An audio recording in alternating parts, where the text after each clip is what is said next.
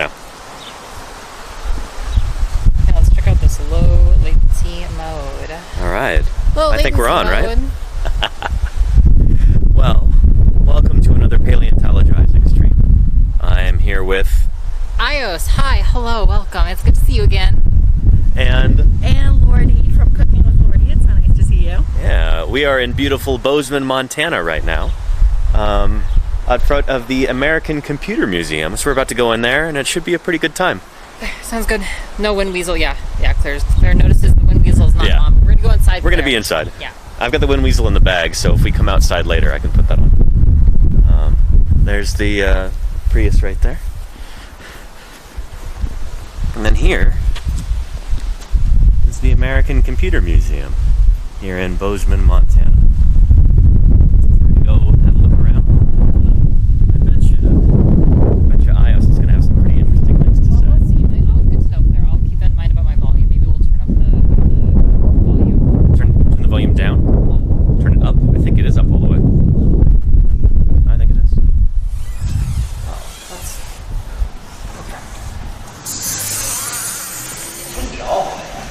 But okay.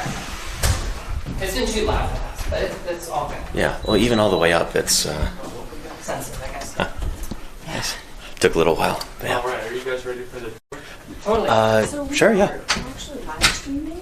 Yeah. live streaming? So Do you yeah. guys want to do the tour on the stream or not? We could just have a wander around otherwise, and I can give you the tour if you want. Absolutely. if you want, I yeah. don't really mind. Like in Twitch? Yeah, it is on exactly, Twitch, yeah. actually. Yeah. Card for you. Oh, let me see. Absolutely. Yeah. So I'm a paleontologist. Normally I do dinosaur content. Yeah? We were at Museum of the Rockies yesterday. yeah, I used to work there. Nice. So we saw some of the dinosaurs I dug up and everything. But Oh, that's yeah, sick. yeah. Nice. But these two are have She does video games. We do a little bit of streaming too, yeah. But we're here to see the computers, and Yeah. it'd be great if you could tell Yeah, us of what course. the museum is like. Yeah, Yeah. of course. Yeah. Cool. I could be in your Twitch stream. Exactly. Yeah, absolutely. Yeah. So what, Yeah. And your name is Farrell? Yeah. Nice to meet you. So Yeah. welcome Good to to the meet you. American Computer and Robotics Museum. Uh-huh. Yeah, my name is Farrell, and I'll be leading the tour for today. So we'll be covering these parts of the room, and then after that, you'll be free to roam around the rest of the exhibits. Awesome. So, Yeah. to start it off over here, we have ancient writing, Uh-huh. because without this, we wouldn't really have like complex math. Okay, so over here we have the original Babylonian cuneiform tablet from 4,000 years ago, and it just represents the very beginning of writing and data collecting at that time. So yeah. Yeah, and this is your Antikythera mechanism, right? Yeah, Antikythera mechanism. right. Yeah, yeah. So moving on over here, we have the Antikythera mechanism from 80 BC, which is approximately 2,000 years ago. So in 1901, a group of divers found this off of the coast of a Greek island named Antikythera. It's where it got its name. And this is a reproduction of how it looked like when they found it, and this is a reproduction of what they predicted it looked like back then. So yeah, it's pretty impressive how they can do this back then. Yeah. Seriously. Yeah, it's pretty cool. Yeah, the replicas are absolutely incredible. Where did this one come from? This one? Yeah. Like the original or just the This replica? replica specifically, do you know? Totally. Yeah, no worries. I think it says on the plaque here, it says it came from a doctor who attended a conference on the mechanism. Cool. Very cool. Yeah, that's awesome. Yeah, I think it was Dr. Murray. I don't remember his last name, but Yeah. he came in recently. He came, and yeah. Pulled Oh, a fast cool. one on us and was like, "Where did you get this?" And we were like, "Oh, let us check on that." And he was like, "It was me. I gave it to you." Humble brag. Like we were bamboozled. Right, So I think funny. his full name is in the label. Yeah. Very cool. I Yeah. remember. Dr. Pretty cool. Maury. Yeah. Thanks, Quincy. Thanks. Yeah, no Yeah. worries. I think this is actually how I found out about the museum in the first place. I was Really? listening to a podcast about one of the episodes is about the Antikythera mechanism, Nice. and they were saying that this was the only replica in the United States was in Bozeman. Yeah. So yeah, it's a big deal. It's and pretty that, cool, That yeah. brought me here. Really cool. For sure. Nice, thank you. So Yeah. moving on to this Yes. side now, we have the original medieval Bible leaf from mid-13th century. They wrote it on vellum, which is cowskin, since paper wasn't around back then in Europe. And it was really hard and expensive to get this type of material, so that's why they had to write it really small. And it was also really time intensive since it took approximately 1 year to make one Bible, basically. So Holy yeah, cow! Yeah. it's pretty cool. Super cool. Yeah. Then, and that led to the Gutenberg printing press in 1436. So this right here is a reproduction of the printing press, Gutenberg printing press. there were many other presses invented back then, such as like other printing presses and so on. But what made this really unique is that it is a movable type. It uses lead-based alloy and oil-based ink. So what that basically means is that other printing presses, they only used wood, so they had to replace the material every time and carve out new letters. But with this one, as you can see in this picture, they only had to replace like letters with other metal letters, and then they can print as many times as they want using the same print. So made it really efficient to print out of this. Really And yeah, these are the examples from printing. The two original consecutive leaves from Macbeth by William Shakespeare in 1623. cool. Awesome. And then 2 pages right here from an encyclopedia back then, around the 17th century, I'm assuming. And then 2 books right here, one by John Locke and one by Isaac Newton. Oh, Principia, so cool. Really beautiful I know, right? copies, Yeah. yeah. Wow. And then lastly, we have Mathematics Made Easy, which is like math for dummies, but in the 1700s. Basically. So it's pretty cool. Very neat. Did these pieces come from with the original collection, or have they been acquired since? I'm asking you hard questions. Yeah. It's, totally, Yeah. it's not a big deal. It's not a big deal at all. No, but they're an awesome shape. They're Yeah, very This is great really collection. cool. Yeah. Well, I know that these are all originals, like Totally. these books and papers. So Yeah. Very cool. we're pretty glad to have it here in the museum. So yeah. Seriously, yeah, Yeah. yeah. Then yeah, moving on over here, we have the Volta battery from the 19th century by Alessandro Volta. This marks the beginning of the electric age, since electricity was made useful by Alessandro Volta. It paved the way for like other people like Nikola Tesla, Thomas Edison, and other people to create technology from electricity. So over here we have like various examples, like the telephone in the front. Back there we have the phonograph and the switchboard right over here. Really neat. Yeah. Really nice specimens. I'll take a closer look. Yeah. Yeah. So yeah, moving on to the 20th century though, in 1937 we have the first binary computer called the Model K by Dr. George R. Stibitz. So this right here is a reproduction made by George R. Stibitz for this museum, so we're glad to have it here as always. And he called it the Model K because it was made in his kitchen. That's great. Yeah, and yeah, this machine just proves that binary notations can be useful for future computing. And yeah, this machine uses binary notations instead of like decimal notation, so it uses like ones and zeros instead of just normal numbers. So. Right, yeah. Really interesting. And it's awesome that it says that he made this replica for this museum. for Yeah. this Oh, really? Yeah. That's so cool. Yeah, it's pretty cool. That's really cool. I actually have not heard about this model before. Yeah. All right, and then moving on to 1946, over here we have the ENIAC from 1946. This was the first large-scale programmable general-purpose electronic digital computer. These were the original 11 vacuum tubes from the ENIAC. Wow. Originally, though, it had 18,000 vacuum tubes, so just imagine that. Yeah, the computer took up a whole entire building, as you can see in both of these pictures. And people would have jobs of replacing like the vacuum tubes, because if one ran out, their jobs is to like find the broken vacuum tube and replace it immediately, or else there would be like malfunctions and errors in the computer. So yeah. So they had to like track down each individual one that went dead. And Yeah, so it's a actually, really that was hard pretty job, yeah. time consuming. Yeah, very. Yeah. So, yeah, Really neat. it's pretty cool. Actual counter module from the ENIAC. Yeah. And it's the vacuum tubes and all the wiring and the resistors. And Yeah. That's gnarly. That's gnarly. That's Yeah. awesome.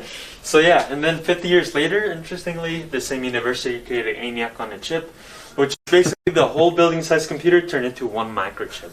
Let me get a close up of that. Yeah, That's so cool. this is really cool Yeah.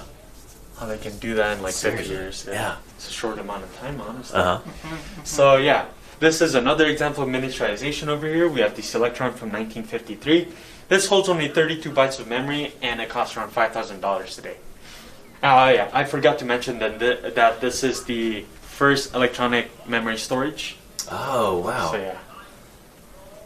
Super, super cool. What does that mean that it's electronic memory storage? Like, how would this be Uh, different from something like vacuum tubes and... Would it be like it's persistent? Would it be like the power away from it, it would maintain its state? Is that the idea? Or is it... Probably, I would buy that. it I mean, that's essentially how flash memory works, right? You can like Yeah. write Yeah. it and then it like Kinda, holds that yeah. written information. Even if it doesn't have power, it won't erase or anything. Exactly. Yeah. Okay. Yeah. Cool. Neat. All right, and then to compare that, we have 256 gigabytes of USB flash memory that costs around $35 today. Mm-hmm. So this is the craziest thing. So to have 256 gigabytes from Selectrons, you need 8 billion Selectrons, which would cost $37.5 trillion. You need a power of 17 New York cities, and it would weigh as much as these monuments combined all together. Holy cow. So yeah. Thank goodness for efficiencies. I know, right? And stuff. It's pretty impressive how they Yeah. can turn that into that. It really is. Then moving on over here though, we have the PDP-8, which is the world's first commercially successful desktop computer in 1965. Oh. So this weighed around 250 pounds, and it would cost around $18,000 back then. So due to inflation, today would cost around $150,000. Uh-huh. So yeah, it wasn't really a personal computer per se. It was more used by big institutions like banks and universities for like complex calculations. Mm-hmm. And the craziest thing about this computer though, it only had 4K of memory, 4 kilobytes. Wow. So to compare, I have like a greeting card right here that plays a song. You know you make me wanna. So this right here contains 250 times more memory than this computer itself. Wow. Wow. So yeah, it's pretty impressive. Beautiful, yeah. So yeah, moving on to this side of the room. Over here we have the first microprocessor ever invented, called the Intel 4004 by Intel Corporation. Mm-hmm. It was specifically made by Federico Fujin, Ted Hoff, and Stan Mazer. So this right here is an original's first successfully manufactured batch of the microprocessors, donated by Federico Fujin himself. So we're really glad to have it here. And yeah, later on he created 2 books. We also do have copies in the gift shop signed by him, so don't forget to check that out later on. Oh, cool. So yeah, this paved the way for like computer enthusiasts, people to try and make their own computers in their home, calling it their personal computers. So yeah, this is kind of like a representation of how they gathered materials, like in their garages, in their homes, to create their own personal computer, basically. Smoking a cigarette in your garage. Yeah. Or whatever that is. Roll your own cigarette, of course. Yeah. And I forgot to mention, this was made in 1971. So Yeah, it's really that's a cool. big Very advancement, cool. yeah. Yeah. Then yeah, It's such a neat thing to have. yeah. 4 years later, after the microprocessor was created, Ed Roberts created the first successful personal computer called the Altair 8800 computer. He actually hired Bill Gates and Paul Allen to create the software for this engine, and we have the original instruction sheet on how you can install the software on your own if you bought the computer. Wow. Funny thing is that it has Bill Gates' personal phone number on it, so if you have any questions or troubles trying to install the software, you can call him right We up. can call up at home. Great. Yeah, Great. since customer service wasn't around, you know. So yeah, it's pretty funny. Oh, that's incredible. Woz donated. Yeah. Oh, that's so cool. So yeah, 1 year later, it influenced Steve Wozniak and Steve Jobs to create the Apple I computer over here. This right here is an original signed by Steve Wozniak himself. That signature. Yeah. So yeah, he actually used cassette tapes, which in my opinion is really bizarre and like impressive to like yeah. like design a software Very inside impressive. like cassette tapes and stuff. Interesting. So yeah, it's pretty cool. So yeah, later on they both created the Apple Corporation as you know of today, and the rest was history, basically. Wow. So yeah. Great stuff. Yeah. And then to end the tour, I have here 30 things replaced by smartphones. And it just shows how technology has really improved so far. And 200 years ago, we were barely harnessing electricity from the voltaic pile. So yeah. Totally. Really neat. Totally. So yeah, that's the end of the tour. Thank you Yeah. so Awesome. much, Farrell, for showing us around. Really Yeah, appreciate it. of Yeah, course. thank you very thanks so much. much. Yeah. Chad loved it. Oh, Yeah. Chad loved it? Okay. Totally. That's good. That's plug yourself. That's good. Absolutely, So, yeah. Feel free to come out. It's Danny streams dinosaur content all the time. It's, Yeah. it's a big. Yeah. I'll check this out, For sure. honestly. Yeah, thanks. Yeah, yeah. Thank you. Okay, we'll look around. Really appreciate it. Yeah. Where iOS is looking, I think probably. that was, we can I look think that was closer. over here. Yeah, we can look closer. I think you were looking closely at this. Thanks, everyone, Yeah. for hanging out. Here, I'm going to double check sound right Sure. So we hope that you'll enjoy Altair Basic and are successful in using it to solve all of your programming needs. A real mean kid. Yeah, there's just some With really 6-inch great, like, daggers honestly, for these are just teeth, he beautiful was the specimens terror of his neighborhood. early hardware. I don't even necessarily have, like, a deep encyclopedic knowledge of a lot of this hardware. So I feel like you appreciate this on a level much higher than me. You know, Woz designed, I believe Woz designed this board by himself, essentially. And Steve Jobs didn't do actually much of the actual like That's what I've always heard. labor, but you can tell looking at this board. I wonder if this was the original design, but it just looks beautiful, like the way it's laid out. I think there was a huge effort to minimize chip count and stuff like that went in to designing this. So just high efficiency, like less, as streamlined as possible. Boba Binks says, "Show us Bill's number." You can try it. That's right there. Yeah. It's public knowledge. Yeah. It's not Feel my free to fault. give us a call at 505-265 I do love 7553. I do love that the home computer builder is clearly a hippie smoking reefer. Like it's a pretty Yeah. it's great. No, no Got joke. the peace it's great. button and everything. That engineer says, how are the solder joints? That's a great question. That's cool. So Apple One board is being tested and finalized for boxing and shipment in Steve Jobs' bedroom. That's old school cool. Wow. Yeah. Yeah.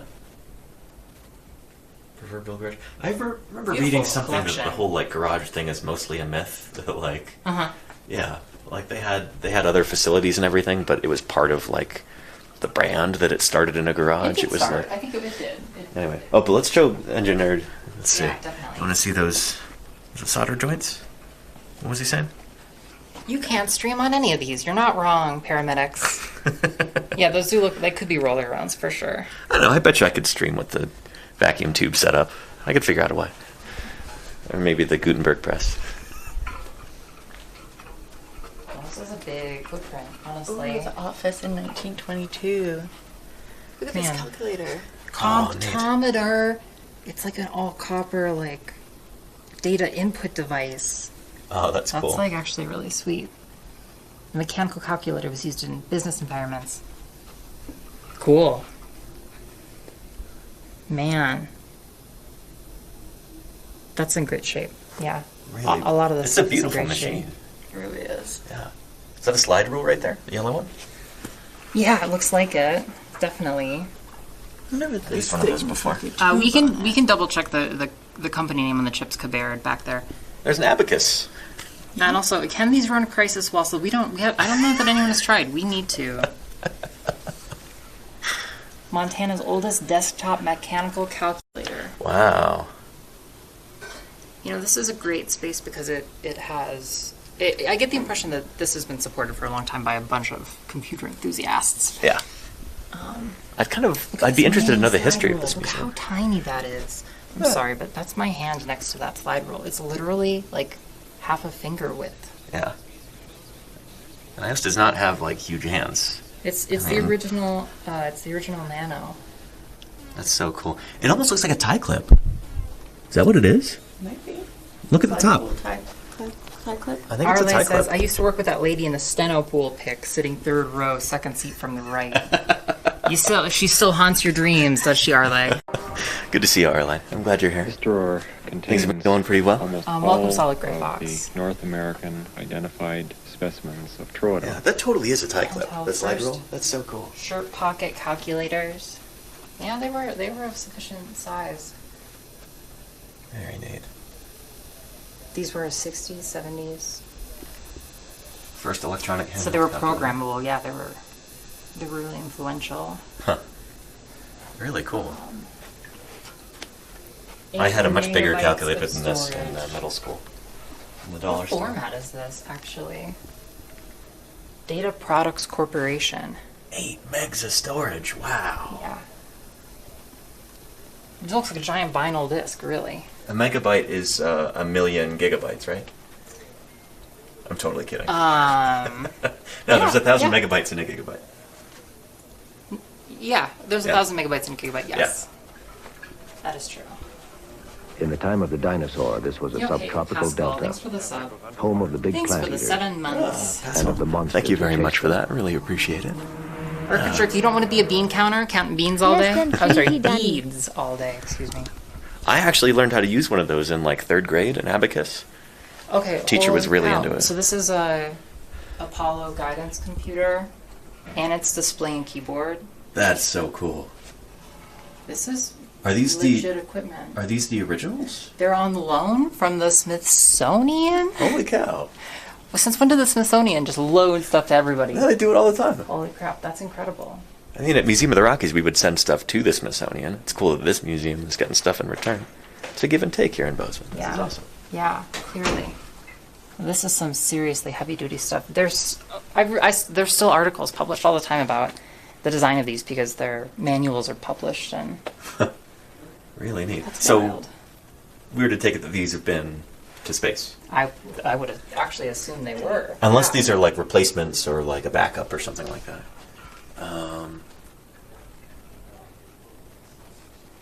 It's the first computer to I use actually integrated don't know, circuits, but no seriously. microprocessor. You do count beads all day, Orchid Jerk? Yeah. That's what it all boils down to. That's incredible. This is,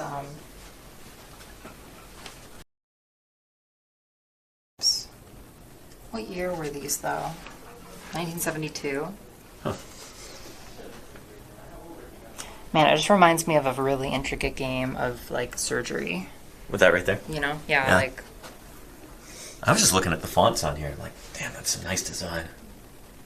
It was a cool time to be in graphic design. Back when printers were printers. A lot of backups, yeah. Have been in space, but not used in space. Or on the moon. That is so Space cool. watch. Genuine space watch. Dang. You know, that's some girthy wrist there. Yeah, seriously. That's, here, compare that to... Yeah. You know, they didn't talk about that part of David Scott's experience.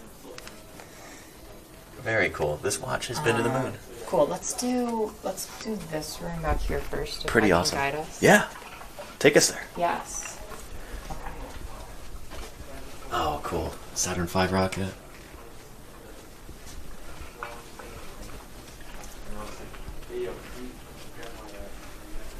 So we have a gorgeous Mac room here, actually.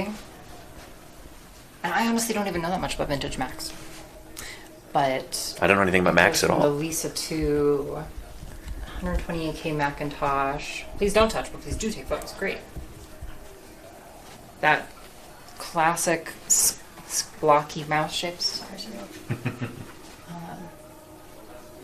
The keyboard reminds me of like the IBM keyboard, kind of, honestly. You know, those old IBM. There's a specific name for them. It could be a dog collar, I know, right? You have an old Mac in storage? Very cool, Wassel. What kind is it? It looks like your elementary school resource room. Yeah. People want to hear that clack. We're not going to hit the space bar. We're not supposed to touch it. There's a Macintosh portable. Look at this portable Macintosh. Wow. Luggable. Look what a slick. You pull this out at your coffee shop. You go ka-chonk. Your Starbucks at your You plug it in. Starbucks. You hit the power button. It goes ka-chonk. You know, Pull the you wait ripcord on the generator. 12 to 18 minutes. And boom, you're going. You know, Macintosh portable. That's actually incredible. It's in great shape. Pretty neat. I like the trackball there instead of a mouse. Built-in trackball. Very interesting design decision. I wonder when the I like old trackpad Apple. originated. Look at this classic Apple logo. Yeah. Not sponsored content. This is a 93 Macintosh Color Classic. It's like the Game Boy Color. They did the same thing. It's adorably boxy, but it takes floppy disks, clearly. And it's the first color screen. Oh. Color classic. How many colors did it have? I would imagine it's 256, actually, is what it says. Yeah, okay. Which is so you can actually render, you know, what seems like more colors than that with pixel tricks and stuff like that, like dappling or dithering. You can use tricks to like make the eye believe it sees more colors than that. Interesting. So there's all kinds of techniques. There's a whole scene, it's called like the demo scene, that work on not necessarily this platform. Yo, hey yogurt girl, welcome. You bet, yeah. Hey, Yogurt Girl, how you doing? Maybe Oregon Trail, maybe. The Newton, yo, it's the original iPad. Oh, isn't this like a Palm Pilot? And a Quick Take 100. Wow. It's a camera, no way, really. Oh yeah, this is one of the first digital cameras, right? Or one of the first like commercially viable ones? Could store 8 photos at 640 by 480 resolution. There was no way to preview the images on the camera or delete individual photos. So you'd have to buy a new one every time you want to take another 8 photos? Oh, over the top power. It's funny to see these. This is ridiculous design. Oh, there's Steve Jobs talking to everybody. 19. Engineer says, oh wow, I bet there's a Lisa there somewhere. Maybe. We'll see here in a second. No, don't do that to Steve Jobs. Lisa is another early... have you seen this commercial before? Yeah. Okay, Lisa is another early Mac computer model. This looks wild. Look at this front panel. Look how huge these buttons are. Wow. I've never seen this. Look at this ridiculous keyboard. This looks like something out of a... Is this a whole speaker? Yeah, it's It's Bose. huge. Look at the footprint. This reminds me like some like speculative futurism out of something from like 2001: A Space Odyssey or something like that. $7,500 price tag. Even home delivery by a tech in a tux wasn't enticing enough to attract buyers. Wow. An early John Ives creation. Oh my god. Huh. There's this. Oh, the whole thing is a speaker. Wow.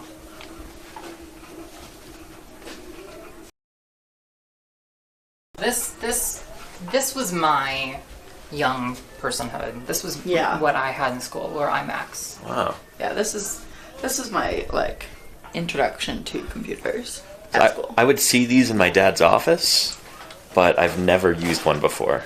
What kind of did your school have computers? Yeah, but they were all, I don't know. We always had like kind of old rundown computers.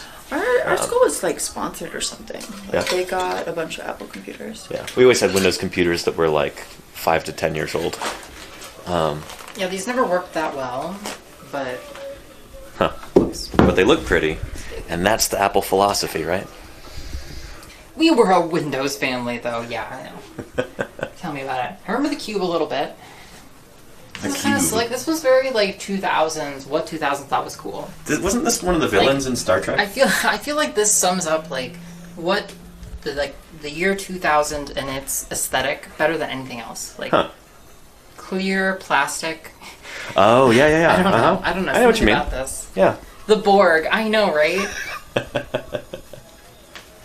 The gateways with the cow print design. Yeah. It's a good time, Bungor. Yeah, this is so funny, because I'm like, I don't feel like I've ever seen one of these before in my life. Yeah.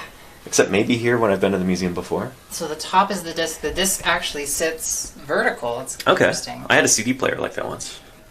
So this was Steve Jobs loved cube-shaped computers, says the sign. The cube is passively cool for silent operation. That's nice. Huh. Interesting. Passively cool. Huh.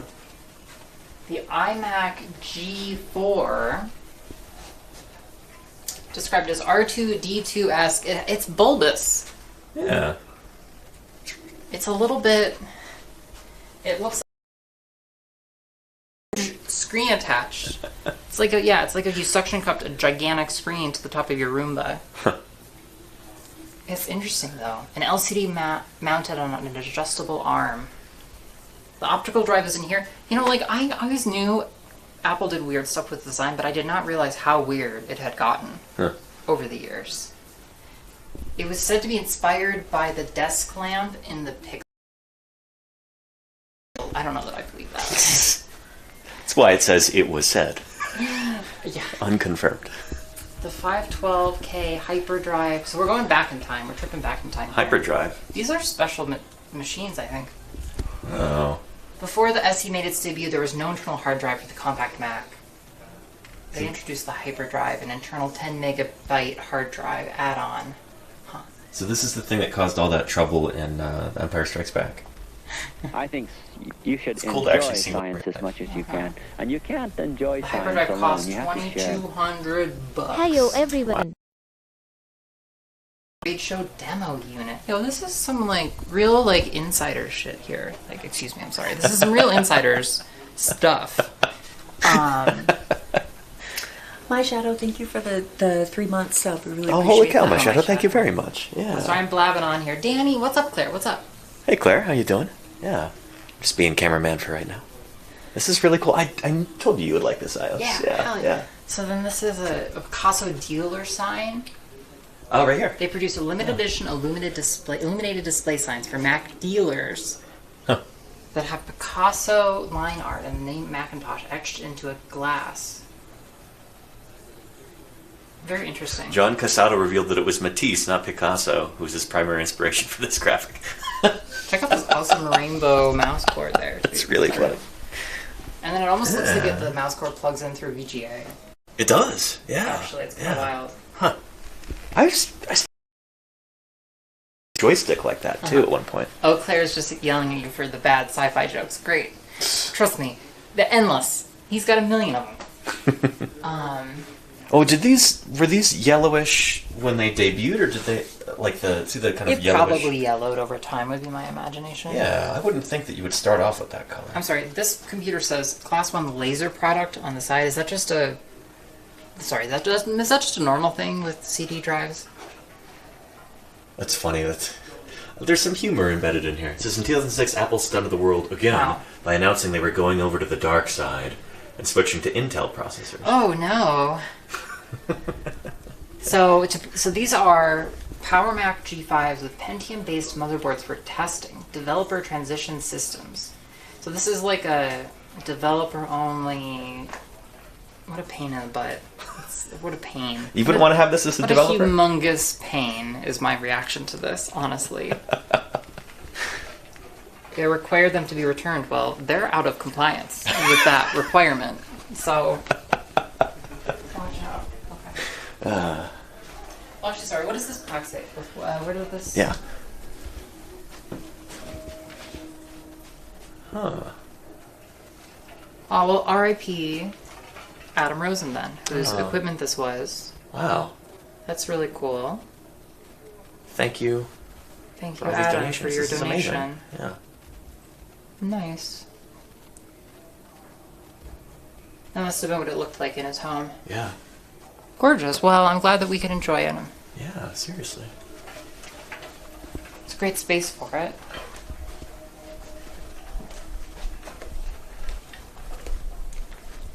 We've got moon stuff. Oh, cool. We've got space stuff. Okay. Actually, no, we have video game stuff to start, so this is relevant to my interests. Well, super cool. We have what? The brown box prototype of the first video game. Ping pong. Golf, putting, volleyball. I mean, I guess they're programming cards, and you put them in. The first home video game, says the placard there. So, sorry, 1 second. How do you set the games, then? I think it's through this, like the position of the switches. Oh. Is that what those cards are for? They tell you which ones to... It must be. Huh. Very cool. How funny. And that's the controller right there. Left-hand player. They modified the video signal of the television. Interesting. Wow. Huh. Super cool. I think they're just meant to show what switches will be thrown and what configuration. Mm. And then this is another one. This is an Odyssey. There's a lot of early American video game systems that I am just not familiar with. An Odyssey? Interesting.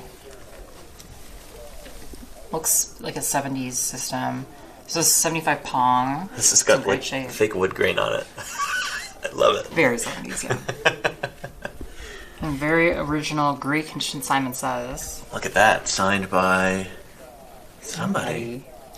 Somebody, we say. Nice. Somebody important. Ooh. Who had access to a Sharpie. And then this guy is an Atari 400. Looks nice. So these were... I think my you dad connect had one them of to these. TVs, right? Yeah. I never had an Atari. I was never a cool enough kid to have stuff like this. But I mean, I've had video games and like Nintendo systems. Like, yeah. Or maybe it was Pong. Pong is also by Atari. Arlade, which one of these did you have, I wonder? Which one of them was it? That font, yeah, it's amazing.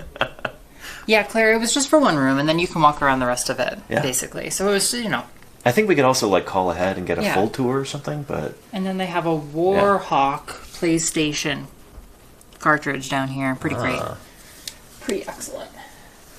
Wow, Nintendo 64. Even I had one of these when I was a kid, for a while at least. Not enough RGB lights, yeah. They didn't know what was cool back then. So, holy cow, there's a whole section back here. Sorry, already, we're walking towards you. With all kinds of 70s and 80s different kinds of PCs essentially, you know. So like, Wow. the late 70s and early 80s was like the personal computer age. I love the look on some of these. This is gorgeous. I really like this. I don't know, something Yeah. about that. IBM compatible laptop, the backlit LCD screen, an internal modem. 20 megabyte hard disk. Actually, a pretty impressive device for its cost, $3,000. I wonder if this is one of those ones that has like a shoulder strap mounted to it. Right. Yeah. Commodore 64. Yeah. Mm-hmm. There's a huge community around Commodore 64 still. Yeah. Actually, it's a very actively developed machine. Huh. People like do it as a passion project. Where's the Fallout terminal? I know we were talking about the Pip-Boy earlier. I told Danny about. I don't know what it was. Danny was like, "What's a Pip-Boy?" Don't worry, I turned him. I put him right. A Sinclair 1000, interesting. Very cool. Those are like really mini, tiny computers almost. Yeah, super interesting. Oh, Hey, Timex bro. used to make computers. Wow. Interesting. Danny, you must know. I know, right? Everyone I know. No, I seriously don't know, or I didn't know. I know now. It's the thing on the kid's wrist, right? The dinosaurs, you would scoff at the dinosaurs that are in Fallout. They're called death claws. Well, they're dinosaurish. You would say they're not dinosaurs as well. Okay. At any rate. Non-dinosaurian archosaurs, perhaps. The Soul 20, look at that nice looking blue. Wow, yeah. That's a good look. The Altair 680, I've heard of Altairs. Is that like you build your own case for it? It may be. Or they just send It's a kit. plywood with it? That actually, it does look homemade, doesn't it? It looks does. like you Yeah. do it yourself. Wow. Death claws were machines. We No, built it's a not that homemade great. computer. We did, this is true. Yeah. We did. That's what I stream from at home. This was advertised as the world's first portable computer. 24 pounds. 24 pounds. Fits in your pocket. Yeah. A category of PCs known as Nice. luggables. Luggables. And then this is Computer Space. World's first computer arcade video game. Really?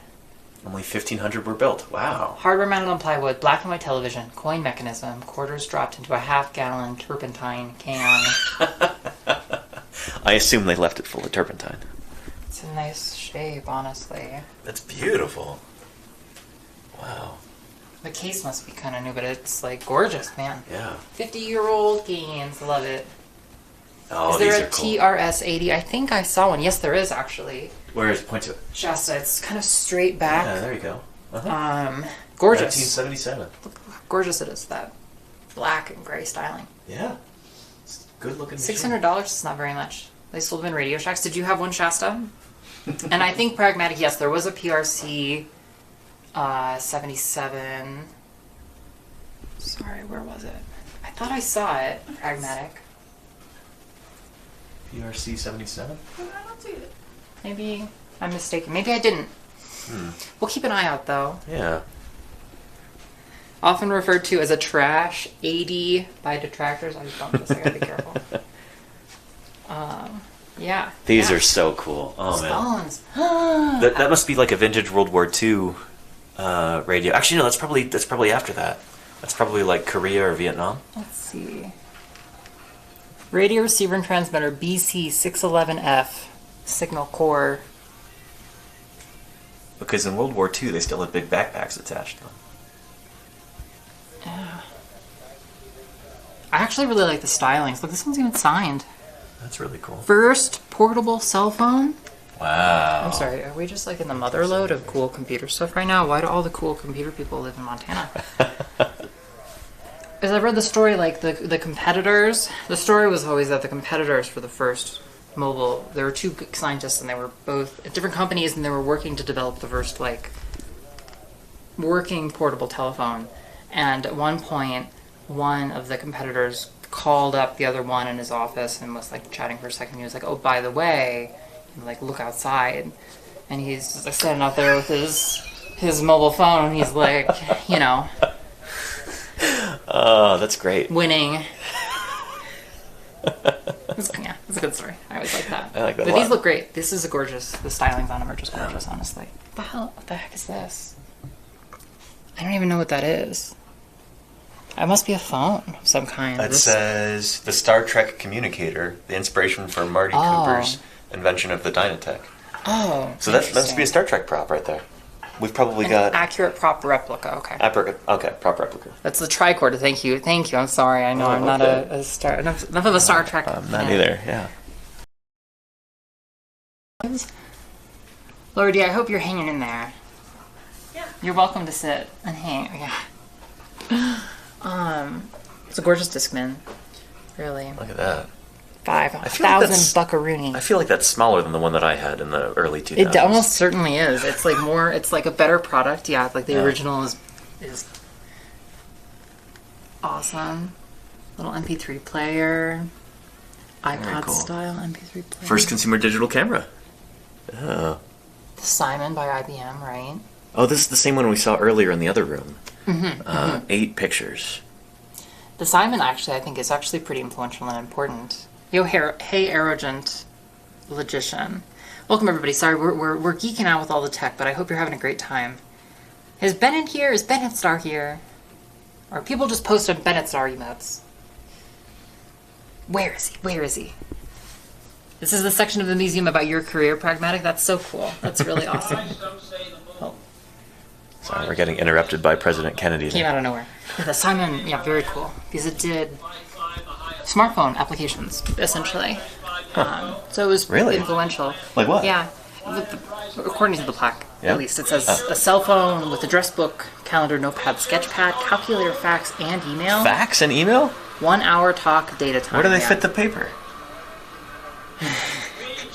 I've operated a lot of fax machines in my day, and that looks too small to do that. It's really, visionary stuff, really. Bennett wishes he were here, for sure, for sure. Hey, Asharadel, yeah. This is a booth on NASA. Is Moore's Law still... Does that still hold? Not in precisely the same framing that Moore placed it in, because kind of like the metric. Oh, we should probably explain what Moore's Law is before we. Sorry. Moore's Law is a historical observation that the size, I think, of transistors shrinks, or by half every 18 months or something like that. Or it's some metric of transistor size or transistor density that increases by doubles every 18 months. So, like, basically computing processing power doubles every... It's not a one-to-one... Oh, okay. It's not a one-to-one relationship to processing power, and in general, in our modern day, it's significantly less than you just add more transistors and things get faster, because heat dissipation becomes a concern, and we're starting to build transistors so small that you're dealing with, like, quantum electric issues, like, the traditional ways of just shrinking transistor-like devices no longer apply, or no longer, can be sustained. Anyway, sorry, yes. No, interesting. That is interesting. So it's Moore's Law is kind of stopped in the traditional sense, but the march forward of performance continues unabated. So these are some rich old light bulbs in the back there. Are transistors basically like a modified light bulb? That's a very good question. Thanks. They seem similar to light bulbs, so I think that's probably because they're all, a vacuum tube is very similar to a light bulb. A light bulb just is. It's like metal filaments that have current running through them in a vacuum, right? Well, no, I don't think that the light bulbs have vacuum inside. An incandescent light bulb it's not a vacuum? No. Okay. It's a vacuum inside? I know fluorescent bulbs are not a vacuum because they actually have they have gases in them. They have noble gases in there. Exactly, Wassel. Yeah, exactly. Yo, hey, Pulsey, we must go to the moon. I agree. And do the other things. Hey, little Bigfoot, welcome. Yeah, we'll see about dinosaur Coliseum fights. Incandescent lights are indeed vacuums. I thought so, yeah. Interesting, Arrogant. Interesting. A light bulb with a logic gate, yeah. Yeah, they probably get mega hot. Yeah, holy cow, yes. So this is 1-bit memory using a vacuum tube. Wow. It's like... 1 bit is equivalent to what? I mean, that's... One bit is like... a 1 or a 0? Is 1 or a 0, yeah.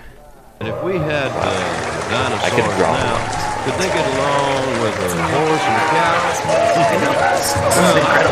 My This is favorite people incredible. less than Thanks 3, so much less for than like 2, less than 3. what I'm astonished by is that like things back then were so rudimentary and it took so much time and effort, I'm sure blood, sweat, and tears to get something like this to work for what seems like such little reward back then, and yet people stuck with it and just kept progressing forward and working harder and like finding cleverer ways to do things until we get to the point where I can stream to you live from a device like this. That's incredible. This is really the origin of the career of a computer scientist comes from an understanding of like how the complexity of problems grows that's necessitated by the limitations of these early electronics.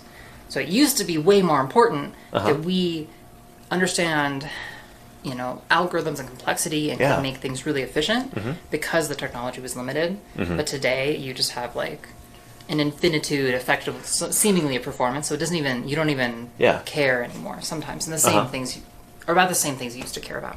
I guess it's kind of the same way in like paleontology, where like back in the day you had to be able to go out to unexplored areas and like determine how old the rocks are by just looking at the surrounding fossils and stuff like that. And like nowadays everything is all mapped out. Right, exactly. And you build on that. Yeah. Exactly, yeah. We're standing on the shoulders of giants.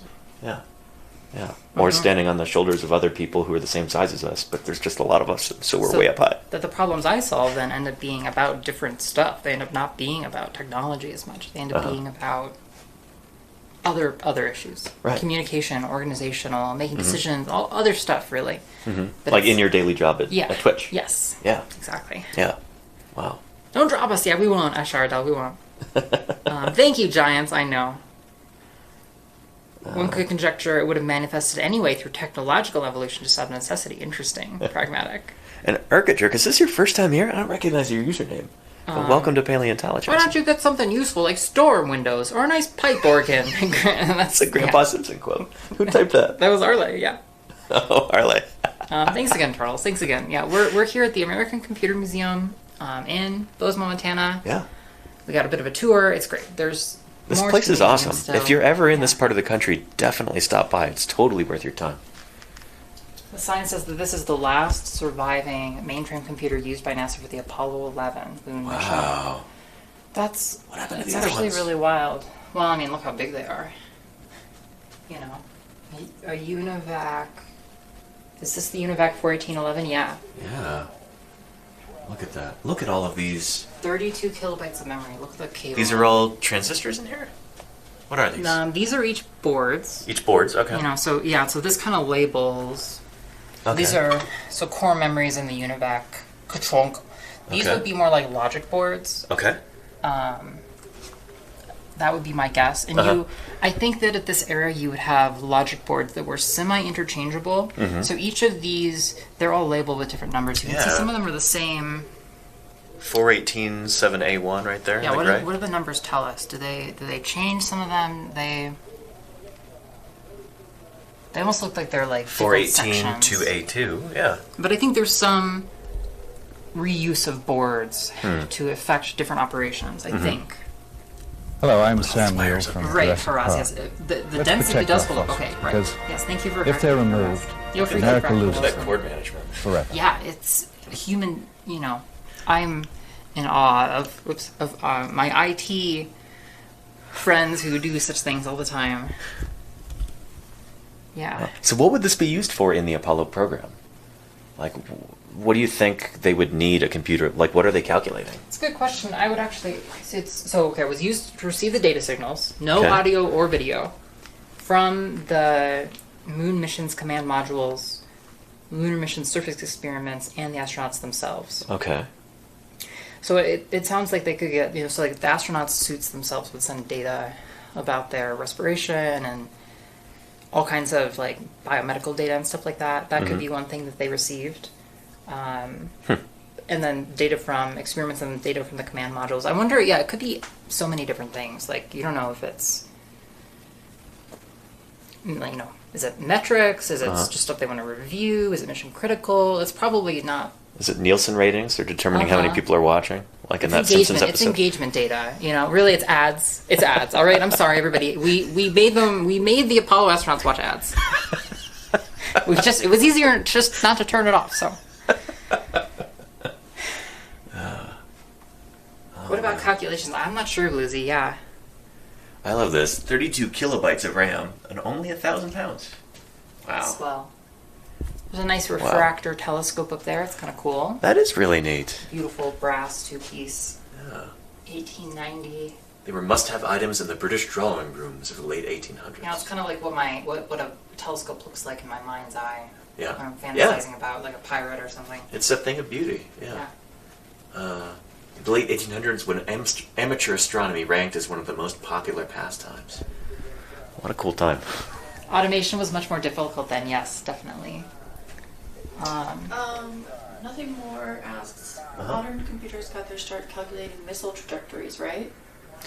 I think that for example, during World War II, that the guidance calculations on ships was a major catalyst. I have something to say about that. Yeah. I wonder if they have one. Computers. I wonder if they have one here. But the torpedo data computer aboard U.S. submarines in World War II was like one of the most complicated and efficient computers in the world. Because they had to do like trigonometric calculations and stuff. Yeah, you've got to input so many different kinds of data. It's like your speed, your bearing, your heading, the speed and bearing and heading of like the target ship, and then the speed of the torpedo, and then like there's a bunch of other things all involved there too. This board is incredible. Side, just the console. It says 418 console on the side of it, and you can see, all of the different lights, individually lighted. God, you must be able to see all the resistors or something. I don't even. Function priority. Couldn't even tell you. Interrupt lockout. Master clear, parity stop, over temp, air loss. It's a bad sign. Very cool stuff. Very cool stuff. Wow. Wow. Computers are a hoax. Bigfoot, no.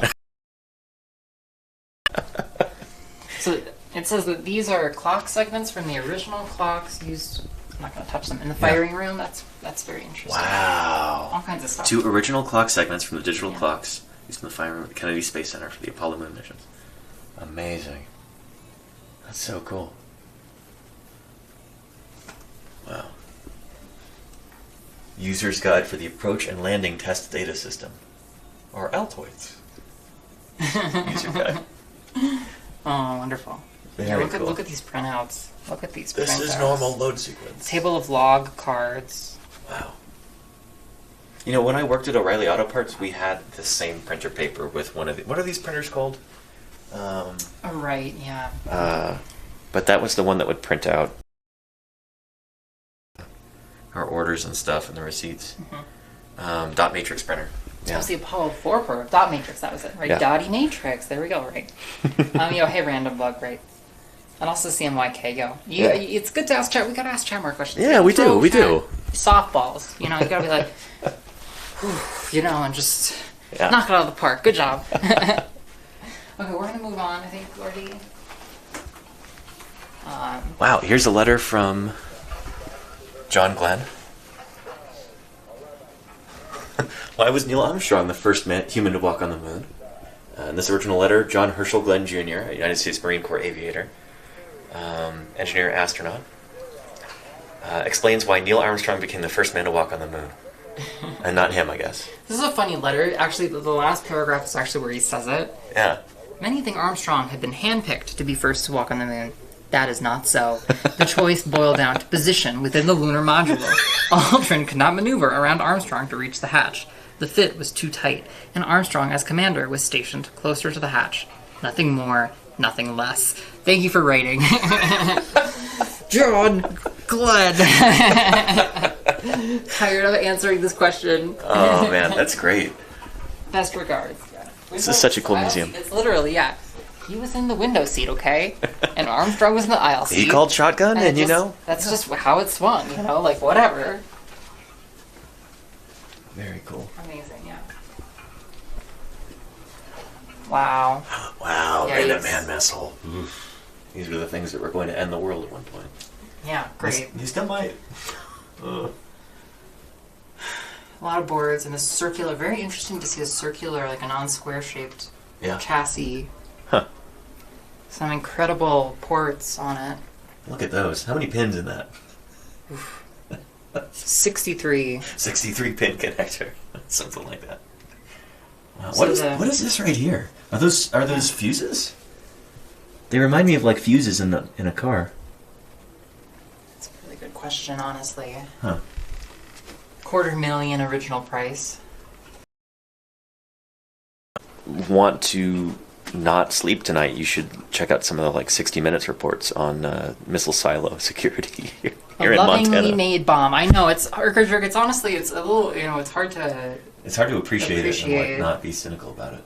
Honestly. Yeah. They were coated in epoxy to prevent the components from shaking. It's like, oh, look at all of this all of this ingenuity that went into ensuring the catastrophic destruction of. Wow, okay, the interior looks kind of awesome if you want to check that out. Wow. Oh yeah, random bug. That's how we roll. It's a good measure to knock. You don't just want to. It's a mistake to go. Poof, I try not to go.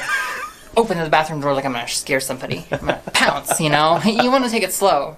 Recommendation.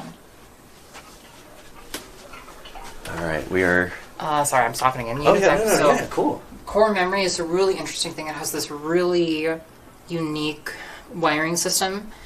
And this effectively what this means is like each intersection can be uniquely set of these ferromagnetic rings, and then you can access them really efficiently. This is like a super close up of what's going on right now. Yes, I believe that's it. Wow. This is actually fantastically cool. That's incredible. And so these were popular for a while. They have certain performance characteristics that weren't always desirable, but they're still they were still advantageous over our current memory models. I think in some ways, if I'm not mistaken. This is cool. It says now playing 2 seconds of your favorite song. The core memory board can store about 2 seconds of music or one small photograph. So, chat, which 2 seconds of music would you choose to store on this? Well, who'd have guessed? Dun, dun, dun, dun, dun, dun, Whoa, this is new. What? This is slightly bigger than life-size Tyrannosaurus. Or Tyrannosaur head. Tyrannosaurus Rex brain. Oh, how cool! Look at that. Yeah. Yeah, and that is a cast of a Tyrannosaurus brain. This is an endocast. Very cool. There's a Rex tooth right there. That's not a computer. No. Yeah, there's a claw. Root's kind of wonky on it, but yeah. And a tooth. How this is a pedal digit. This brain cavity cast. That's not a big brain. It is big for dinosaur, yeah. Here's the thing, is that like during the Mesozoic, during the age of dinosaurs, dinosaurs were the smartest things walking around. They were smarter than our ancestors, the mammals. They were smarter than anything else. So like this was... T-Rex is probably one of the brainiest dinosaurs of its day. Maybe small theropods would have been more intelligent. Become the T-Rex, yeah. I know, right, Geek? Yeah, it is a fun switch up. Pretty cool, though. Hey, Macaulay, yeah. See, even in a computer museum, you gotta have some dinosaurs, Yeah, Macaulay, it does look like your uvula, right? I believe that's what that is. Yeah, it is a cast, yeah, it's not real. That's not... Oldest computer, the Tyrannosaurus Rex. So ants have apparently huge brains. Yeah. Today I learned. Pretty cool. Yeah. Yeah, look at the size of the... That is maybe slightly larger than a real Yeah, how do you T-Rex feel about eyeball. this representation, though, before we... I mean, it's... Let me back up and get a better look. Yeah, it does look like it's munching on the greenery. It's Yeah, fun. not a plant-eating animal, but, you gotta gussy it up somehow.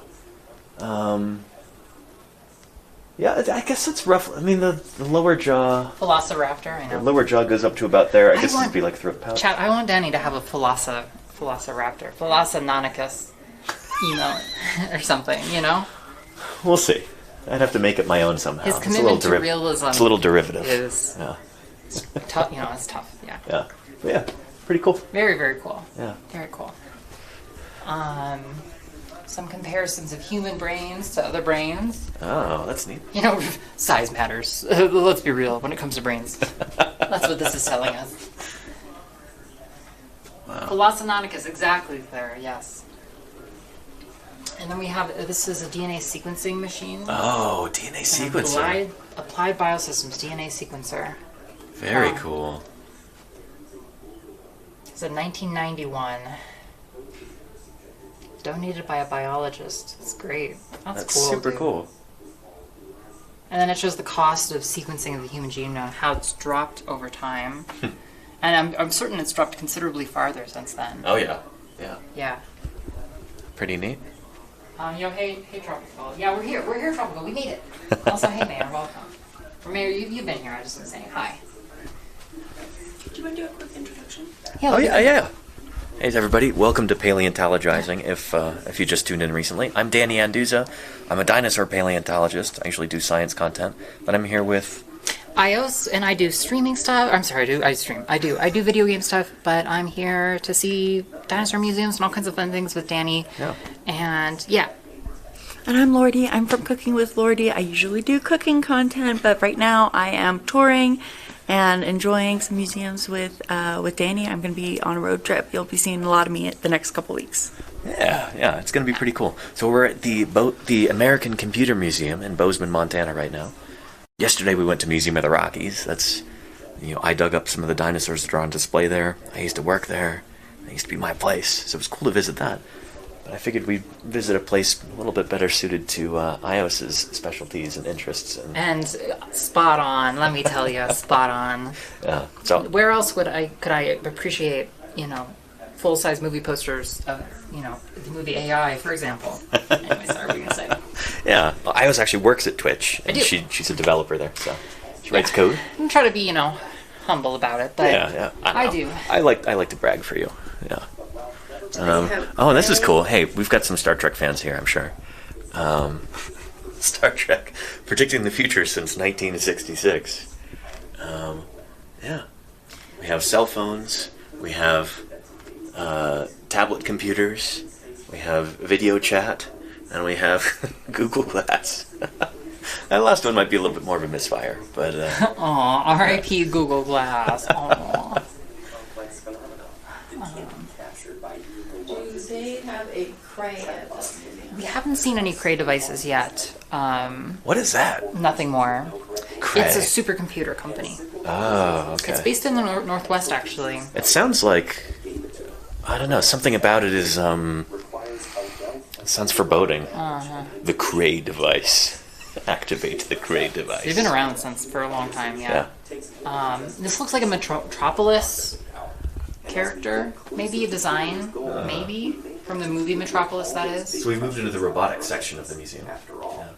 There's an old-style industrial arm, it's pretty cool. That reminds me of the one in Jurassic Park, the one that rotates the eggs in the visitor center.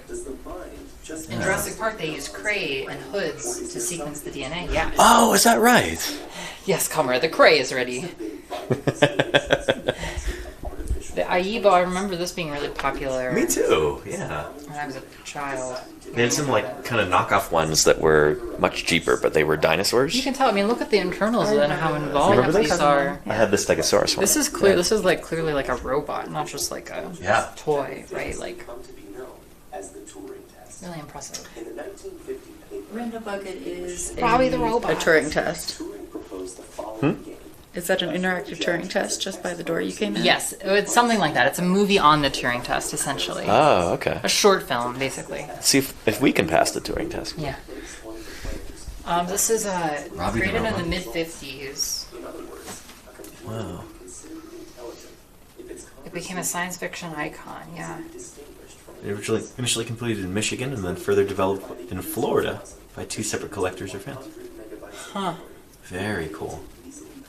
It's very iconic. What? Robbie the robot. What is this from? There's a lot of equipment inside it too. I don't think it's from anything. Is it from Lost in Space? It looks like it's in a bunch of stuff. Forbidden Planet, maybe? Forbidden Planet? Oh, okay. Huh. It seems like it had a lot of, it was around for a while. Yeah, fantastic. Yeah, danger, Will Robinson. Danger! Exactly. I wonder if they have the robot from Fallout too. Yeah, Fallout has a very similar design, for sure. Huh. It's really interesting. interesting. I wonder if they have the robot from, I think it's called Robot Monster. It's like a notoriously bad movie. But it was like, I think it was like a gorilla suit with like a diving bell helmet. And that was like the alien robot from that movie. Yeah. Classic. Robot Monster. This is really, really interesting. It's called Hubot. There's time temperature, television station, there's a keyboard. Whoa. There's a cassette player. It looks like maybe a CD player, and then a video computer system with game select. What? So this is functional. This is not from a movie or something. It looks real. Yeah, it looks like it was a real. But look at the funny. I wonder if the top would swivel. It looks like it does. It looks like it's on a Interesting. kind of Lazy Susan type Nothing thing. more. You want to see the abstract painting? Yeah. Well, wait, this one or this one? Just put a computer on wheels and it's a robot. Yeah, exactly, Wassel. We're all robots then, Wassel, by that measure. Cyborgs and robots. Beautiful. Kind of a C-3PO, a Terminator, and somebody. Is that the Borg? Yeah. I don't know. I'm sorry. I don't know Star Trek that well. Sorry. I think it is. I'm not sure. It's an early FPGA. Electrically trainable artificial neural network. It sounds like an FPGA, but maybe not. Very interesting. Huh. Pretty neat. Cool. Very, very cool. Is that a signature from Isaac Asimov right there? Where's this actually? Yeah. Very cool. Is this Did Asimov contribute even? Robot Dreams? Very cool. Yeah, like similar to an FPGA, I guess is what I will say. Huh. Man, it's very cool to hear, about neural networks being discussed in the early 90s because those are so influential. In our modern day, neural networks are an incredibly powerful technology, basically. Bunch of robot art and Metropolis characters. Pretty cool. I want to know what this fella did to have just part of his beard go white like that. Happens sometimes. Rodon, is that it? Yeah. Huh? You won it, Bluesy? Yeah. No, Asimov is still a very... I've read a little bit of Asimov as well. It's empty, random. It's empty. I know. Okay, so this is Naval Air Weapons Station, China Lake, California. Interesting. That guy looks really familiar. I wonder if he used to live in Bozeman or something. Interesting, very interesting, yeah. So early advances, in neural networks. It's very impressive stuff, honestly. Another ETAN. Yeah. It's cool, again, neural networking is so impactful, so it's cool to see some of the earliest roots of these ideas and, understand some of where it came from. And that's a lot of what this room is about, really. We're actually going through it backwards, but it's about AI. Huh. How neurons become brains? Basically. Pretty cool.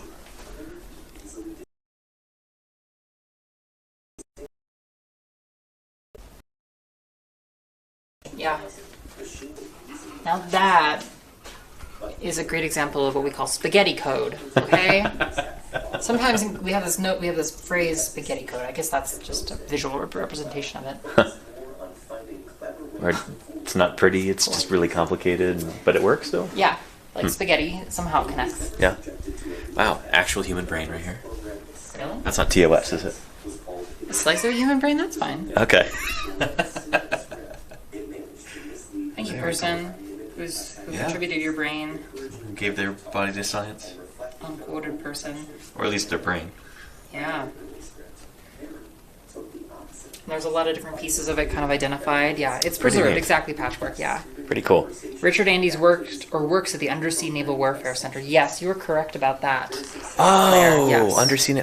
I've probably seen him in like some submarine documentaries before or something. Sounds like he managed to do a bunch of cool neural network Did you work ever, though, while have working a moment on war stuff? where it was Usually, kind of gotta get that bag. heartbreaking? Yeah. I'm No. destroying. Never. No, what glue is Well, cheap. getting paid for that. Okay, he won't see better. this, but I'm here. interesting. So these are some early works on Interesting. Wow. Learning in the brain. That's a skull with... Wow. No. The section taken... That's not real. That's a cast.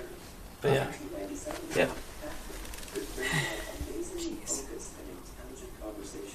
Yeah, pretty cool. And I know a real skull when I see one. That's not... This is a cast. You want to look at Robbie from here? Yeah, we can look at Robbie from over here. That's quite the... quite the...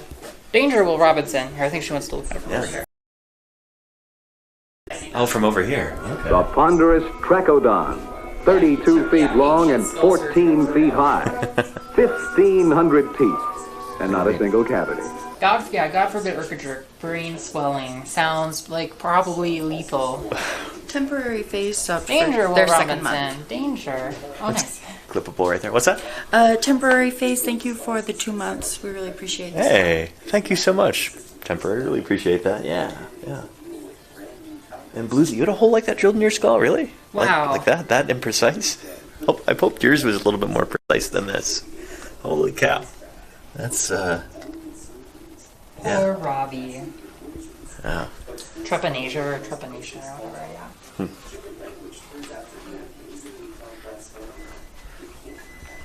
Past our Tyrannosaur again. Oh, Enigma. Oh, interesting. We have a room on the Enigma device. Very cool. Is that a Type 7 U-boat right there? Good question. Looks like it. Oh, is this a TDC? Oh, it's an Enigma machine. Okay, cool.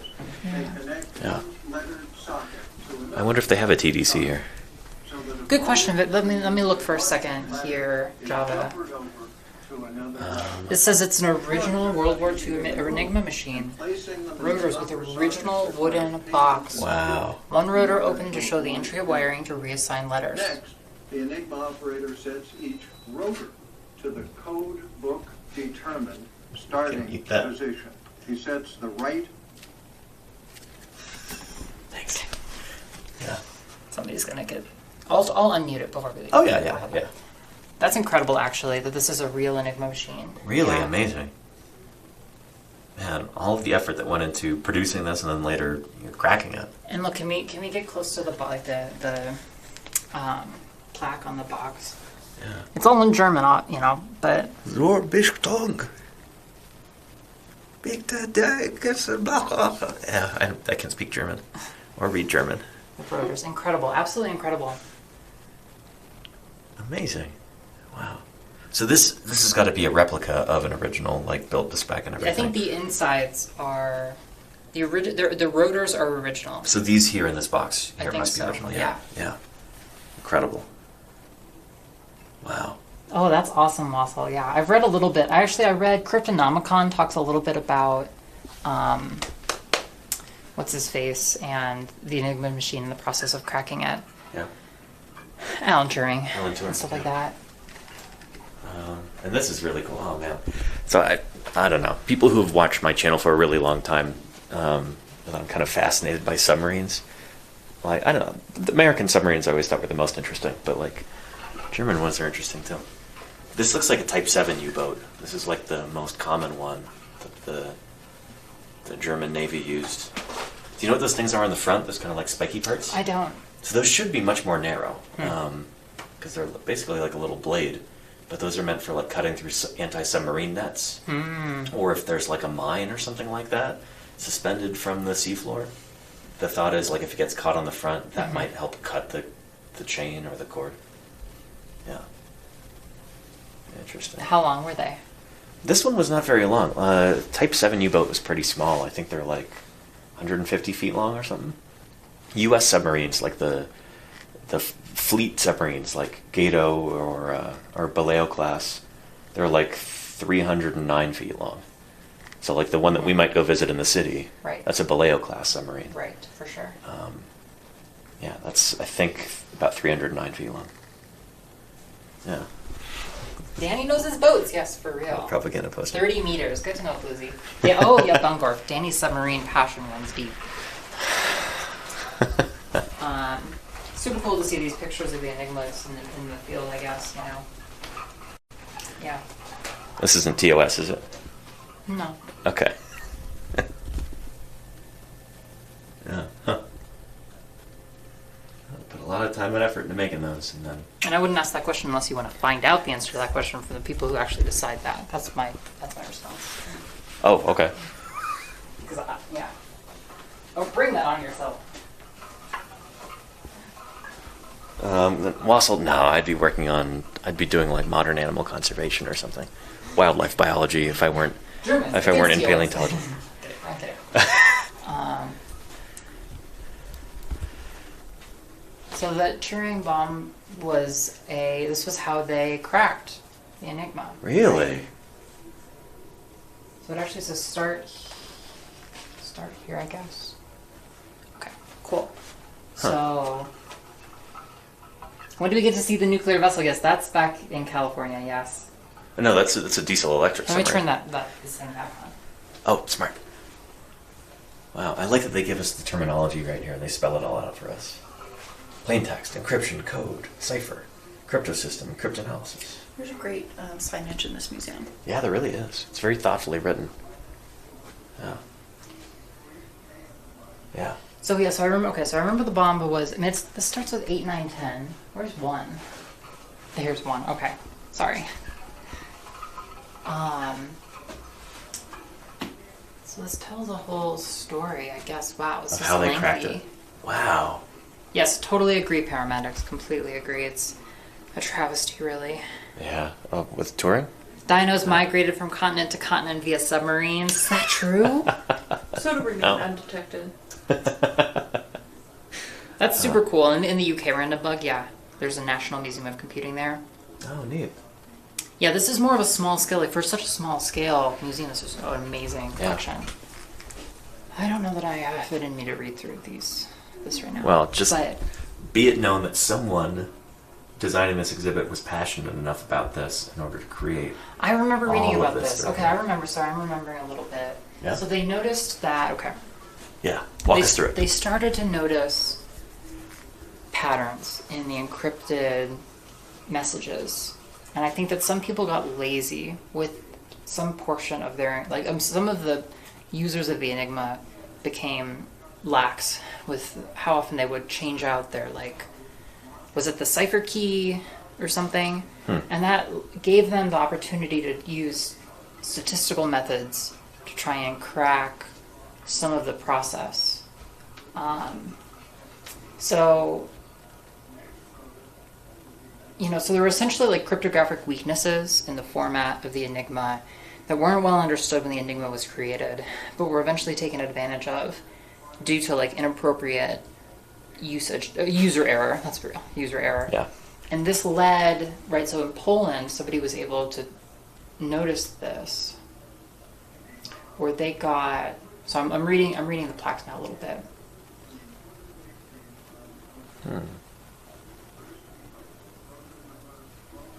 And so in Poland, they invented an early device that was able to decrypt some of them. Is this? They could not decipher until they got the wheels. I'm probably 60%, 70% accurate here, but generally speaking, you could watch the VOD and pause on this and read it. How did so after the Polish work? So each bomba conducted an exhaustive analysis of every possible message key. So they used these techniques to narrow down the search space, and then they did brute force analysis on some small remaining number. This was in the autumn of 1938. That early on? It took the place of about 100 workers and shortened the time for obtaining a key to about 2 hours. So they were able to use computer methods to speed up the cracking of these individual messages, but every time they changed ciphers and stuff, they would have to go through this process again. But then they changed policies, right, and that made it more resistance to breakage. So, and then it says here, if the secret instructions were not followed exactly, the security of the whole system would be at risk, and they discovered that they were making a mistake. They should always spin the wheel to randomize the position after setting the cipher, but the German operator was under pressure or lazy, and they didn't do that. And anyway, so this leaked information. Sorry, I'm not That's okay. the absolute best person here, but it leaked information that they were able to use to build another machine. Like we see behind us. Yes. Wow. This is the actual size. Yeah. Right here. Actual size photo of an original Turing bomb. I wonder if that's like the artifact of like the Polish spelling. This is kind of why they invented computer circuitry. This is exactly it. Huh. You know, we created these computerized systems to encode text, and then we created computerized systems to decode text. And that became really necessary. Huh. Pretty cool. Hey, Lucky Mike said welcome. It's good to see you.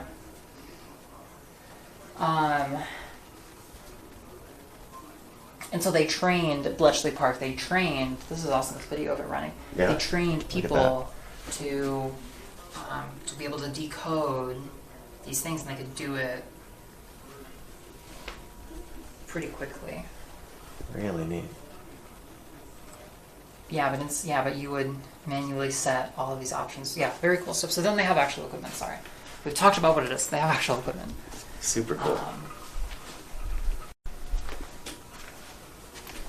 So this is on loan from the National Cryptologic Museum in Maryland. Heavy bomb components. Wow. Wow. Man, big connectors. Look at those. Look at the size of those connectors. Just, yeah. Chonk. The Madam X, the U.S. Army cryptid. A real mean kid. With 6-inch daggers for teeth, he was the terror of his One neighborhood. was built to its high cost. Very cool.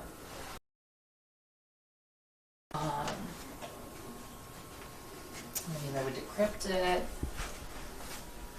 Yeah, VE Day. Yeah. Yeah. An original period newspaper from Dayton, Ohio. Celebrating Victory in Europe Day.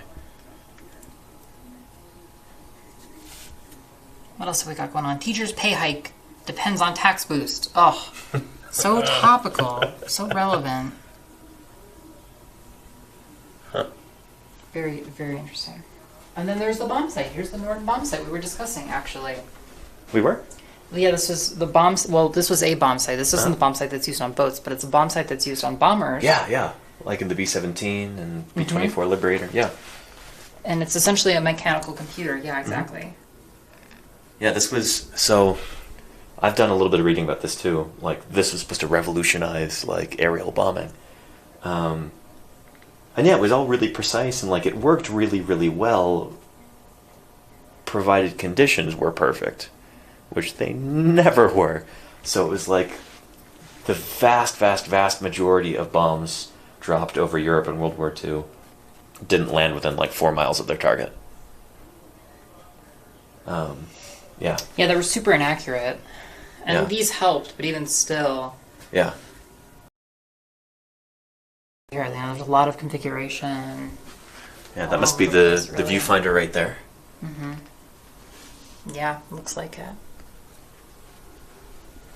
Yeah, so I guess this is taking into account the speed of the aircraft, the altitude, like the bearing, everything else. So kind of like a torpedo data computer, but in practice a lot less precise. Because the speeds that they're dealing with are a lot higher. The weather, like, wind speed, everything. Yeah. Even like just atmospheric refraction, I think, from really high altitude would be enough to throw something like that off, wouldn't it? I don't know. And Montana, the Norden bomb site. This is interesting. Lewistown, Montana. Lewistown is at the exact geographic center of the state of Montana. I used to pass through it on my way to my field sites to go dig up dinosaurs. One of the World War II training airports, the B-17 crews in the Norden bomb site bombardiers. Interesting. Wow, that's a lot of history, Wassel. Yeah. It's very relevant. It's very topical still. It was a long time ago, but it was not that long ago. Yeah. Really. Well, we've reached the end of the... Is that everything? The museum. Yeah, that's everything, actually. Wow. Well, this is bigger than I remember. I want to say the museum's actually moved since the last time I've been here. It's lengthy. It's really nice. We actually have more activities planned beyond just the museum. Yeah. But it's been so cool to hang out with you and to look around. Seriously, this space. Yeah. Yeah, let's go out and we will see if moving it over works. And yeah, we're gonna try our hand at going mobile with this, even more mobile than we are right now. We're gonna see if we can go for a hike. We're gonna try and go on a hike. Yeah, we'll see. Yeah, so stick with us. We're not gonna we're not going to intentionally end the stream. If it does end, we'll get it up and running as soon as possible. Dinosaurs But, became extinct. yeah. Okay. They no Cool. longer had a All right. fun. That's correct. Exactly. And I certainly wouldn't want our species to end the same way.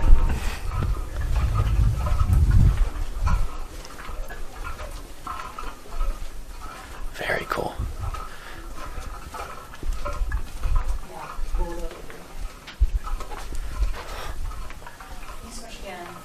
Of course. Yeah, really appreciate it. Yeah, yeah. Viewers loved it, so. Nice. Yeah, yeah. Yeah, Thanks. you too.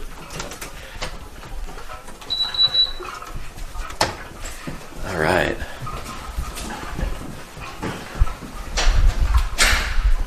Warm up. It is going to be hot out there.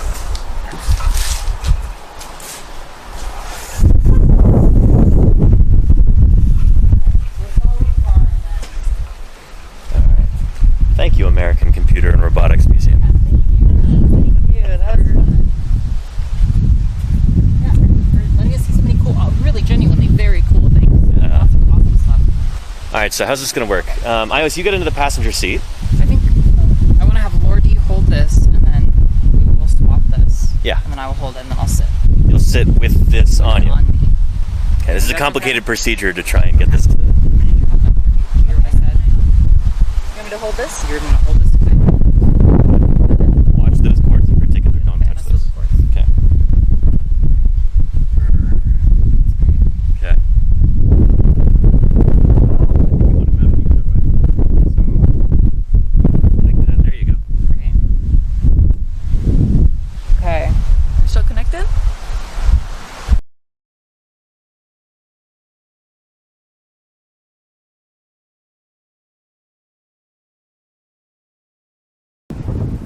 Okay. You're on at the moment. Okay.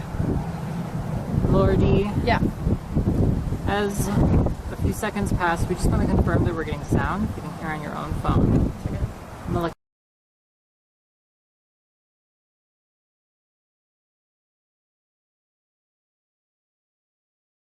Help us.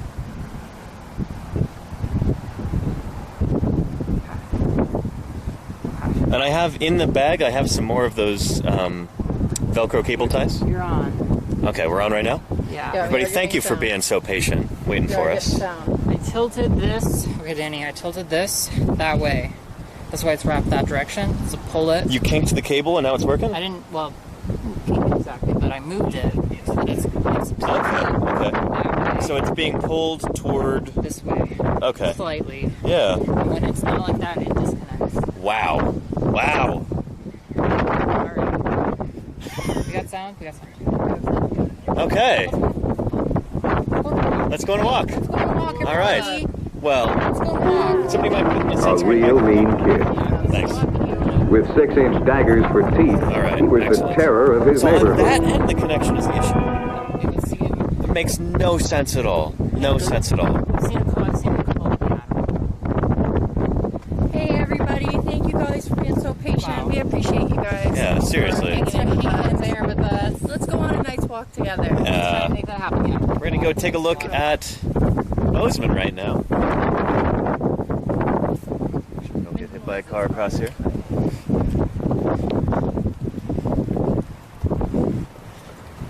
But yeah, man. Troubleshooting. It's nuts that it would be that end, like the fat end of the HDMI. Yeah. Tell ya. Crazy. Hopefully the wind noise isn't too bad right now. We've got this big wind weasel on. Can you turn the rocker down a bit? Sure. Alright, how's that?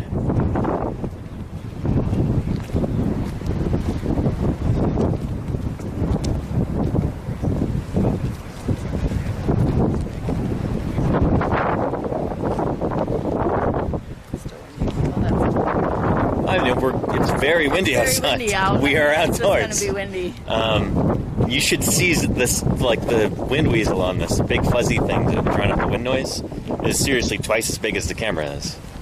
So any setup would give us a lot of wind at the moment. This must be gnarly wind. You're right, Claire. It kind of is. give it another tiny little turn down. Okay. Otherwise, it's improved. Okay. That's a little bit. But we are definitely seeing some wind here. I will say, as a ground rule, it will be windy. This is the outdoors. There is some wind. We cannot completely eliminate that. Right. So, we've done the best we can do, but we're outside. There's wind. Calibrate your expectations. Very cool. Really beautiful. Yeah, I wish it weren't so hazy from the smoke, but you know what? It's better than it has been in past days. So, this is not bad. Is this camera still on? Yes. Yep. Lovely. Here, we'll go this way. You can see some cool native plants, and then we'll see the town of Bozeman from above. Claire says that the adjustment cut the peaks, which is good. Excellent. That's very good. Awesome. Yo, hey, Fall Machine, welcome. Yeah, I gave up on going outside too, but 18 months later, you know, it's important to step foot. What's that, Danny? Is it for owls or just a birdhouse? Yeah, just a little birdhouse. Cute. Possibly even a bat house. I was going to ask you how you could tell the difference. Usually bat house, well, you can build bat houses a lot of different ways. That looks more like a birdhouse to me. Okay. It's got a little circular hole.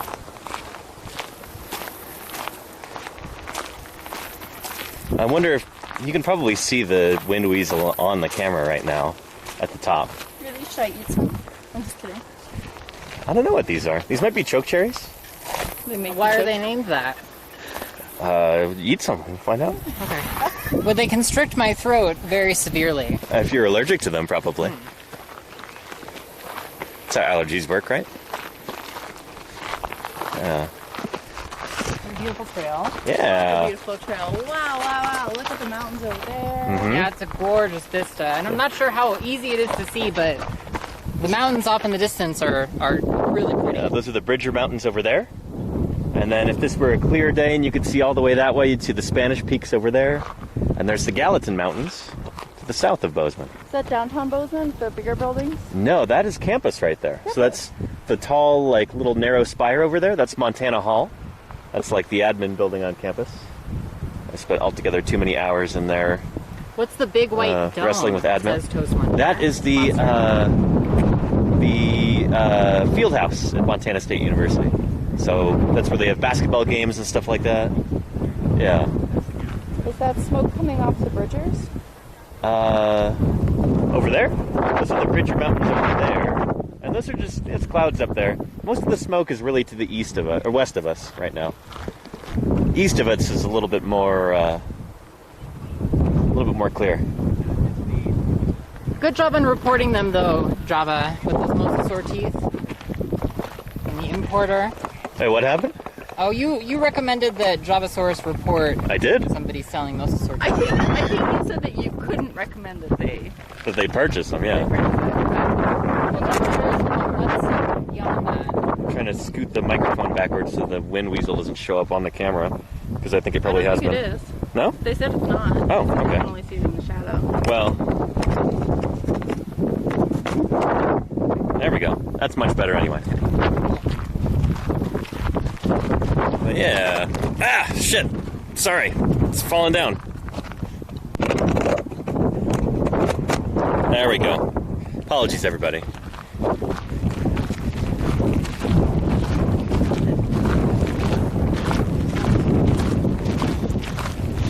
All right. So yeah, right now we are walking north. Downtown is actually over there. Okay. Yeah. You see that collection of taller buildings over there? Yeah. So would you often walk this trail, I guess, then? Oh yeah, I used to actually run from my apartment up to here and then back.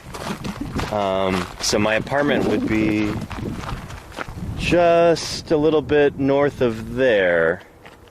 Yeah, and then I'd run up this way, I'd go through the museum parking lot under the T-Rex, then run up here, and then run back. It was a good, it was like 6 miles round trip.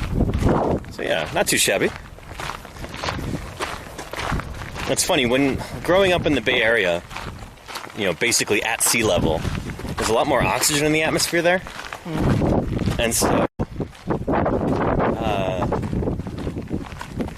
yeah, I don't know, when you go up to higher altitude like this, we're at about 5,000 feet right now. I think most of Bozeman's about 4,800, about 200 feet higher, something like that. Yeah, there's a lot less oxygen up here.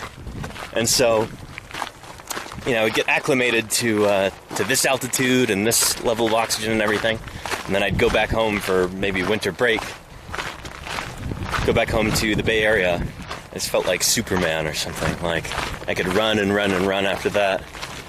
My lungs don't have to work as hard or anything. There's much more oxygen. And then I'd get back up here and it'd be like, oh man. But that's why athletes will sometimes train at really high altitude. Like U.S. Olympic athletes will train in places like Denver, Colorado, because the altitude is much higher and there's less oxygen. It's just a great way to kind of train your body to do more with less. It's all that altitude doping. There's no honesty in professional sports anymore. We've got the Bridger Mountains over there again. You can just see the two peaks of the M coming up over the hill. Oh, yeah. Yeah. It's an M for Montana State University.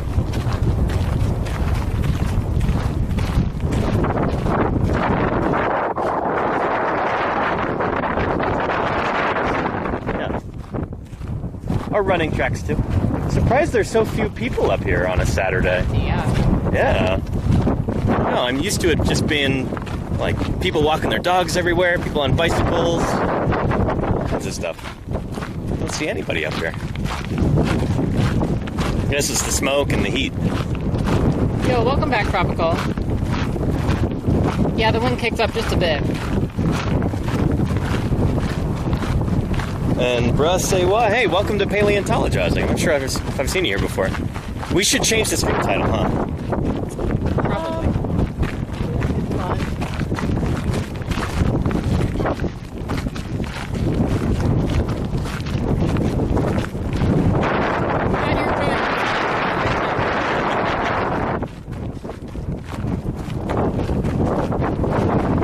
Has the same net effect as EPO, really. Interesting. You can't spell win for cheating. I feel like all of my life advice should be delivered in the form of X without Y.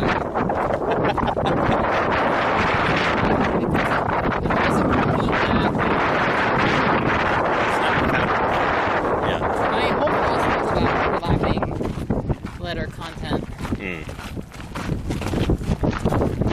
That's the real wisdom there. Thanks, Claire, for updating that.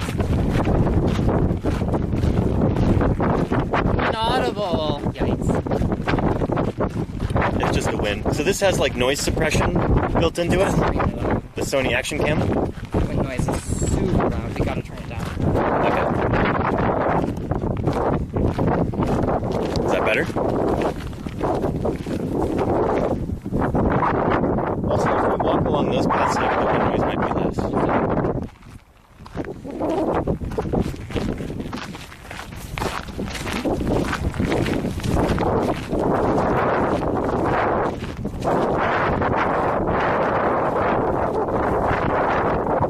These grasshoppers flitting around here. Oh, as soon as I turn the camera, they're all gone. There's a few.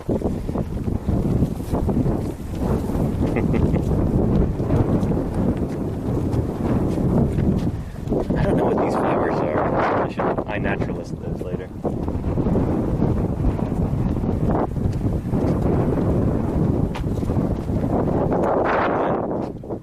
Pretty nice view of Bozeman. Yeah, you can see Hotel Baxter down there, right in the heart of downtown. There's the big post office building.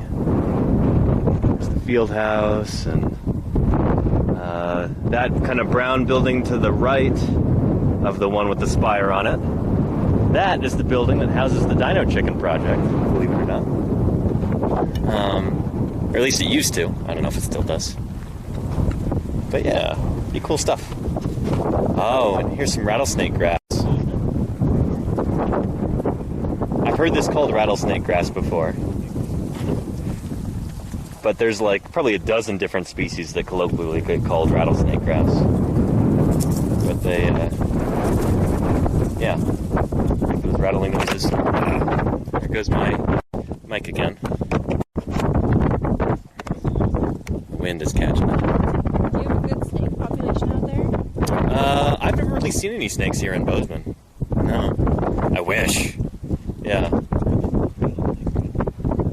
I have a snake stick in the car just in case we run into some snakes, but I haven't run into any snakes the whole trip. It's been slightly disappointing, to be honest. Yeah. And I love this area because there's a lot of native plants that grow on these hills. And I think this is just like a town park. I don't even think this is protected in any way, but it's just really nice to have this bit of habitat here. The deer love this area, especially during the winter. Yeah. Yeah, this is one of my favorite running spots back in the day. Yeah. It's real calm, peaceful. Yeah. Real peaceful. Yeah. Pretty cool. Yeah, it's a windy environment up here on top of the hill. Let's sit here for a bit. Smart, Tropical. Okay, Tropical. Smart. Let's take it up though. You're going to regret those words.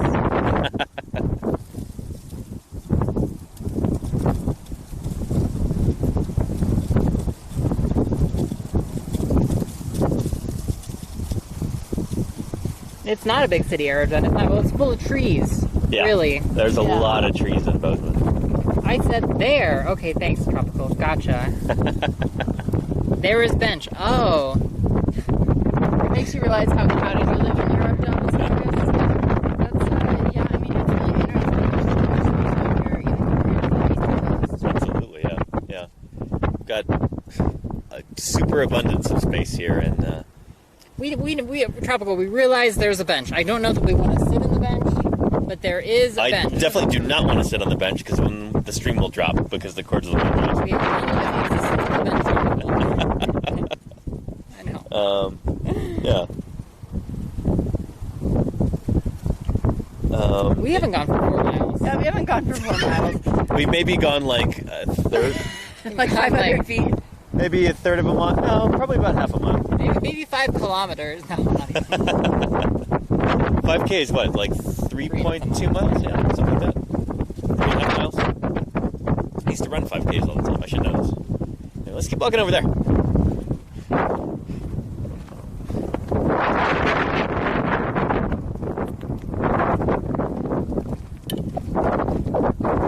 Yeah, the wind noise ranges from really windy to Because I'm close to it, yeah. Yeah. And I've got an obnoxiously loud voice. We could potentially turn it down lower, louder, Uh-huh. on the mic, but we'll need to move some. Okay. You can see the M fully now, over there on the bridge. It's funny, when you see it from up high, it was kind of designed with forced perspective in mind. So it looks like a proper M. But, yeah, I don't know. The top kind of bulges out a little bit when you look at it straight on from up high.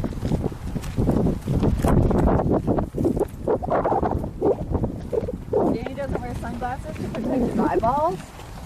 I want you to be able to see my eyes. I'm already wearing a hat that's obscuring my face enough. You do have a hat on. Yeah. I don't normally wear a black hat like this. Sunglasses. I stopped wearing sunglasses during the pandemic. I was wearing a mask, it would fog up the sunglasses. So I kind of got out of that habit.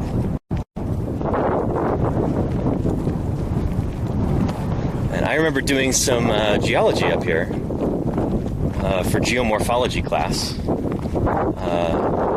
with Dr. Dixon. And she took us up here and take a look at everything from like a structural perspective. Right now we're standing on a big fault scarp.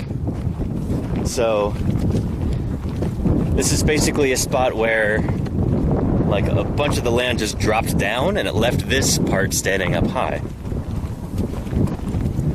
So yeah. A fault scarp. tropical geek. Fault scarp. Faults like tectonic plate, tectonic faults, like earthquakes. Yeah. And technical areas, what's the temperature? The thermometer on the car said 90, but there's enough wind that it doesn't really feel that warm. Check out these flowers. I was going to ask you to show these flowers. Are they beautiful? I don't know what they are. They're really cute. There's a lot of different kinds of wildflowers up here in the Rocky Mountain region. And I don't know enough about them. Really pretty. Very cool. Very cool.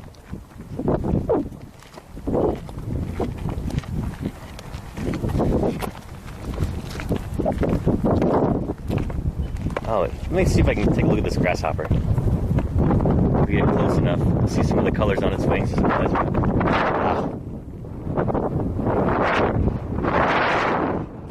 Pretty neat. Lots of different species of grasshoppers. There's a lot.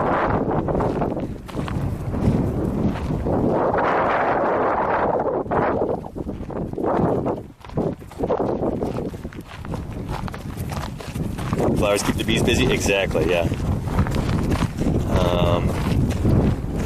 And tropical, I'm glad you like this guy, yeah. They call Montana big sky country. Maybe you can see why. It looks bigger when it's not as hazy. But yeah. I used to like to come up here in the winter at night. There's a funny thing that kind of happens to Bozeman at nighttime, right after a big snow, especially when it's overcast, is that, like with these low-hanging clouds, the snow on the ground, all the street lights, car headlights, and lights for homes and businesses and everything, they create kind of I was going to say a faint orange glow, but it's not faint, it's really pronounced. Because the light bounces off the snow, and then it bounces back off the clouds. You just get this glow at night. And it's kind of magical. There's a few things that I miss about Bozeman, and that's probably one of them. It's almost like daylight at nighttime. It's kind of crazy. But I'd like to come up here tonight and see that orange glow, and it's pretty cool.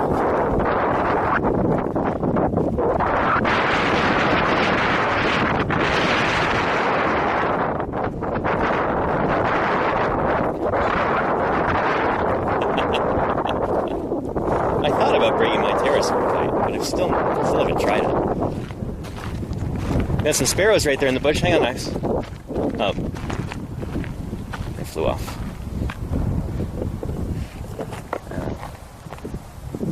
So you're basically turning light pollution into something romantic. I guess Javasaurus, but I mean, it only occurs when it's super overcast out, when there's lots and lots of clouds. So it's not like you'd be able to see the stars anyway. That's the only time you get it bouncing up and down, is when you have. Oh. Downtown Bozeman over there.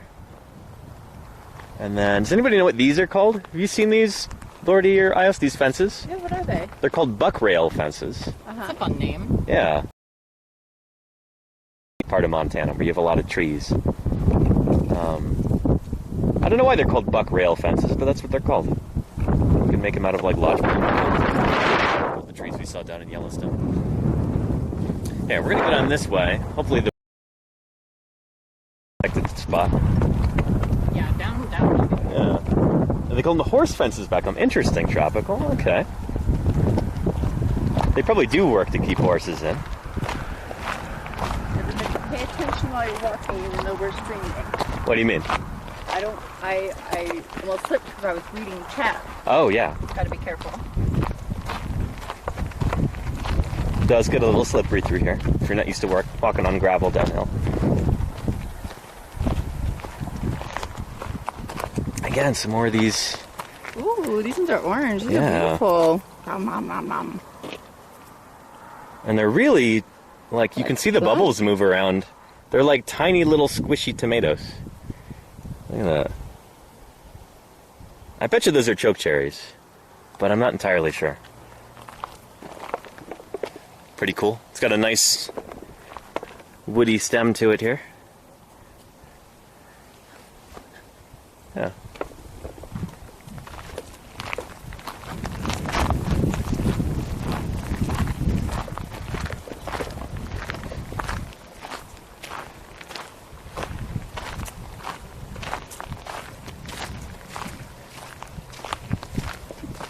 I do wish I knew more about the wildflowers.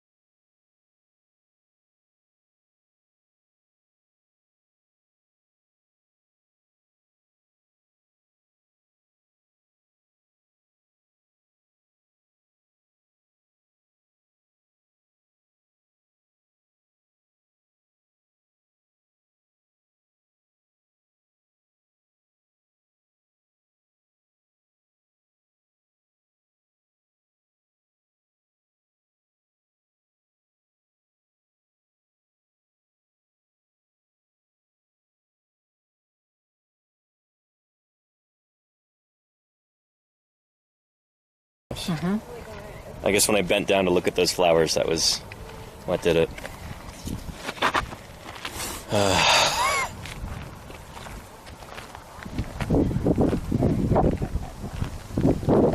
Okay, cool.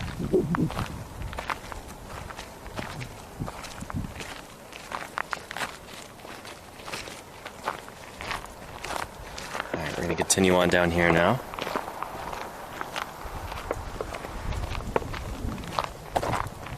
Oh, some different berries right here. Ooh. What are these? They're like matte and red and dark purple. Yeah. These aren't huckleberries, are they? Probably not. Huckleberries look a little bit like blackberries. Yeah, I think so too. Almost And like they're really not dark blueberries, raspberries or something. Stratosaurus. Blueberries grow on bushes. Yeah. Yeah, careful on the rocks down here. The huckleberries are a big deal. Lourdee, we should get There's you a some. huckleberry shop I wanted to stop at. Yeah, we should. We'll check it out. We should totally do that. Yeah. That is like you're all about regional cuisines. That is one of the biggest things for Southwest Montana, particularly for Bozeman. Yeah, I would love to try some huckleberries, bring some jam home for cocktail hour. Oh, that's a great idea. Yeah. I already bought some local honey to try for cocktail hour. Very nice. Some spices, tried some bison. It's been a great food trip. By the way, anybody who's not watching or not following Lourdee, please throw a follower her way. I mean, she does really cool cooking streams. I show up on those a lot, and yeah, it'll be neat. We'll see if we can do some eating streams later on this trip. I'll also shout out if you're on Instagram. I post food that I make and food that I eat out on Instagram at Cooking with Lourdee. Yeah, Lourdee's been very, very active on Instagram this trip.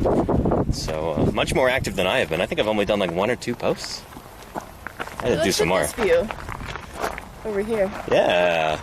Let everybody see it. See those grain silos over there? The old railroad depot.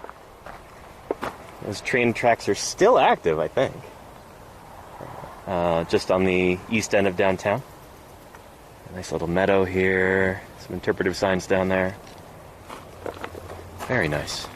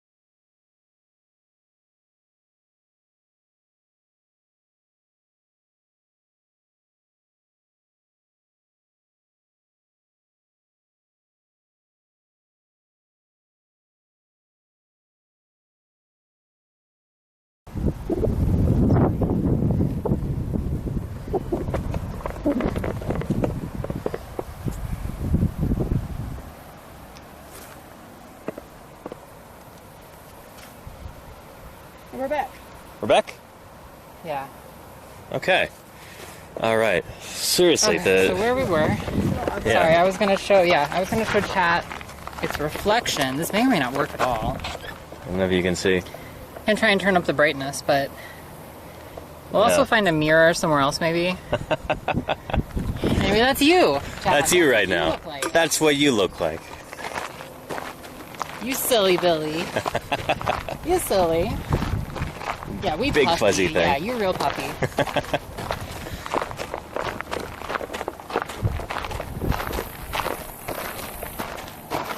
My screen is broken. It is MacGyver, yeah. Not putting on airs, not having a fixed phone screen. What do you think I am? Made of money. This art is new. I've never seen that before. That's cool. We'll go off this way, yeah.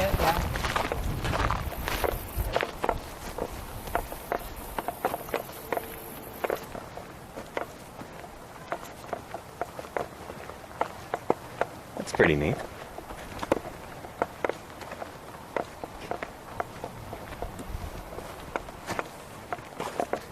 Kind of reminds me of like a canoe folding in on itself or something like that. Bench, yeah. Vessel in red. Cool. Cool. Price. 47,000 US dollars. Wow. You know, there's art and then there's this, which apparently is like, must be tax evasion. I don't know. I'm sorry. 47,000 US dollars? It's made of gold. That's solid gold. They painted it red though. That's why it's art, you know. I don't know. Thought-provoking. This just is a big price tag. I would see like maybe like 18,000. Like a lot of work goes into it and stuff. But I could see 1,800. 1,800. Yeah. Oh my god. I could see, yeah. On a couch. I could see like 12, I don't know. Well, what we're not seeing is that there's a huge part that's underground. Yeah. That's where the grass is growing up around it. Yeah. Mm-hmm. Yeah. It goes down 40 feet. Yep. And all that's made of gold too. Yes, 47,000 US dollars, Tactical Grace. You know, you're not going to get what you don't ask for, so, you know, cheers to them. Yeah, that's an artist. They're getting theirs. Here's to you if you're an artist and you get yours. There's downtown Bozeman again over there.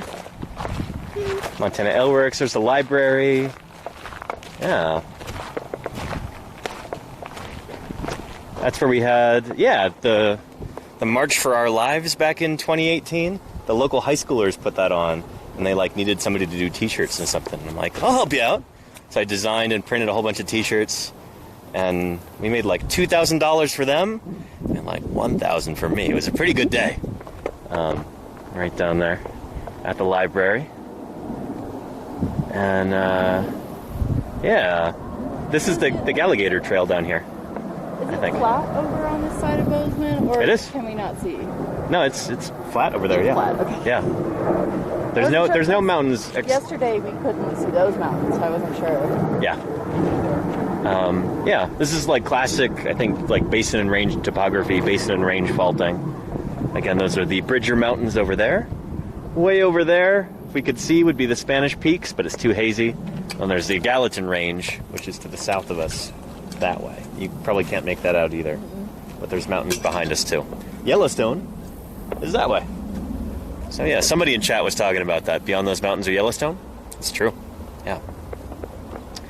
Pretty cool. Do we want to continue down through these trees? Yeah. I mean, what? We turn back eventually? Or do we want to turn around? Does this... It doesn't loop around. No, we'd have to. Yeah. Let's go down in the shade for a few minutes and go. Okay. Yeah. Will you do one? Dig up Tropical Geek, if you want to see pics of Yellowstone, you can check it out on my Discord or ios's Discord. Yeah. Burl. Raiders Thanks want for to the know raid. what it's like. Thank you for the raid. Welcome, Raiders. Hey, Burls. Welcome to Paleontologizing. I don't know if the stream title still says American Computer Museum. We were there at the beginning of this stream. And It was a lot of fun. You should go back and watch the beginning of the VOD if you're interested in computers or museums or, you know, the history of artificial intelligence and that kind of thing. Pretty cool stuff. Mumbles the Meek, that totally makes sense to me too. Yeah. As You a changed the reason. title? Oh, thanks, Tropical. And Awesome. I wrote then, no shame in doing some car sleeping, as long as you can get where you're going. Absolutely, yeah, yeah. That's great. Oh, hot. awesome. Thank you, Do you Tropical. want to turn around? Probably pretty soon. Yeah. I'm hot. It's, again, it's a solid 90 degrees outside right now, Fahrenheit. Yeah, if you don't Turn mind. back. I'm So good we with will. that. This has been turn around. super fun, super great stream. Yeah. We'll still have a while before we get back. Yeah. Gotta go get some lunch soon, too. Yeah. You getting hungry? Forward to it. Yeah, a bit. I've got a few ideas for places we could go. Awesome. I'll be posting pictures of it on my Instagram. Of course, yeah, yeah. So if you want to creep on us and see what we've been eating, that's your chance to do that.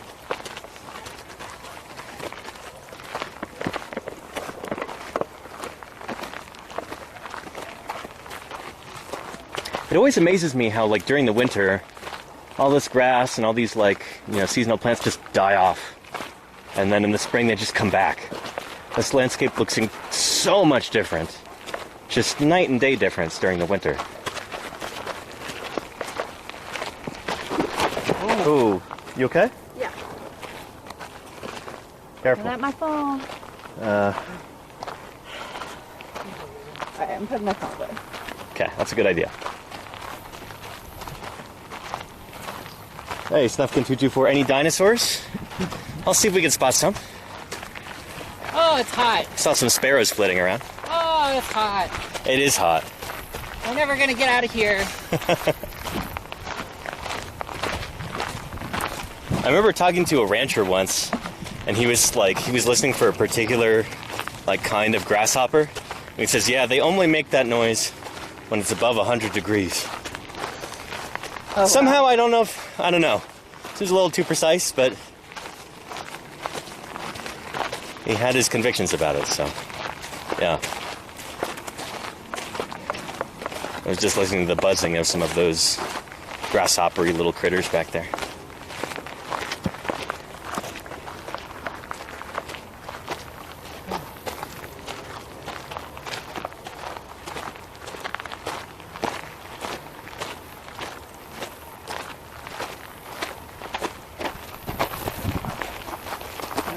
Yeah, there's a cemetery just beyond those hedges right over there. Dogs are prohibited, so I guess it's not a pet cemetery.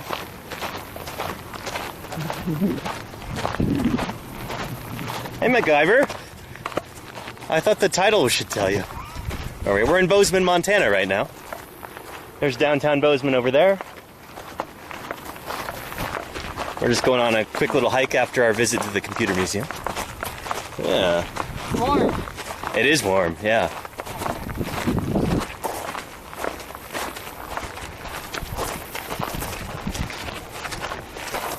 And if you get too hot at any point, you can rest under a tree and I'll bring the car up closer. Oh, you're a sweet cutie. That's okay. Almost there. We didn't go that far. No, we didn't actually go that far. And the wind, I know the wind creates a lot of noise, but it also cools things off. Yeah. Yeah. So when you hear no wind, you hear us separate. Ah, it's a nice breeze.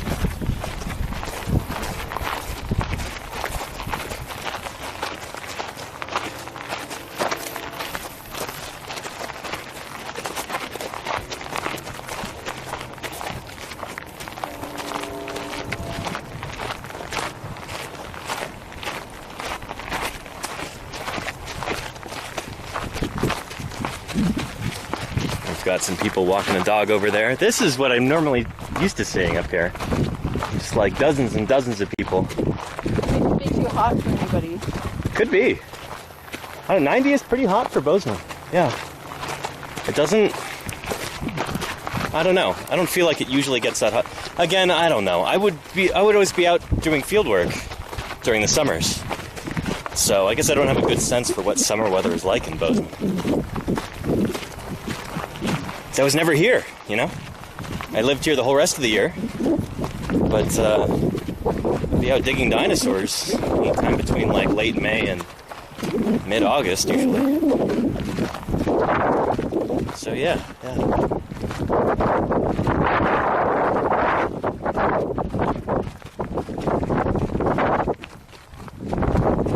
Let's protect our fossils, because if they're removed, America loses them forever. RNOLLDSD just subscribed. And holy cow, Arnold BSD, thank you for the Prime sub. I really appreciate that. Welcome to Paleontologizing. It's good to have you here. Hope you'll join us in the future too. We are embarked on this great big road trip across the American West. I've been doing it solo up until this week, but iios and laurdee have just joined me.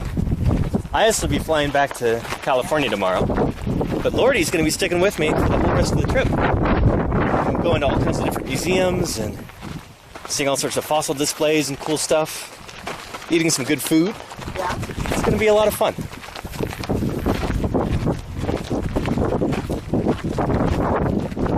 Arnold says thanks. Thank you. Yeah.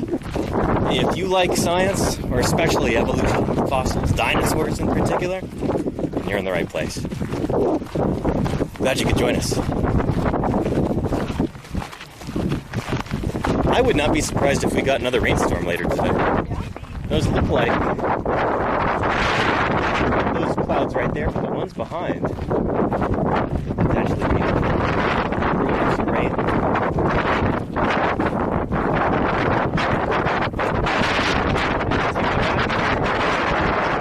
It's just over there.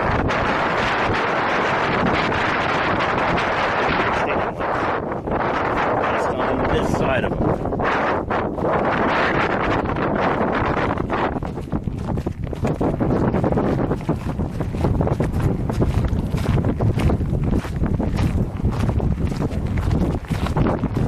I'll turn the sound down even for... Oh, hang on.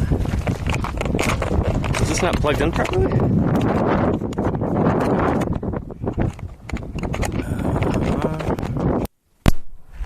I don't know if maybe the wind weasel wasn't plugged in properly. Like maybe the mic wasn't plugged in properly.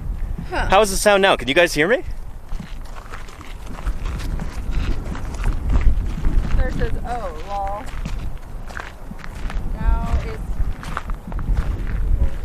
way better. That's awesome. Okay.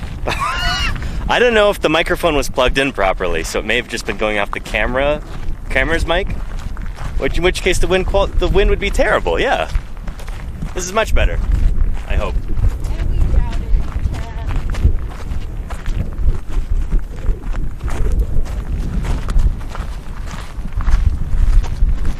Let me know if I should turn the volume up at all, because I've got it turned down pretty far.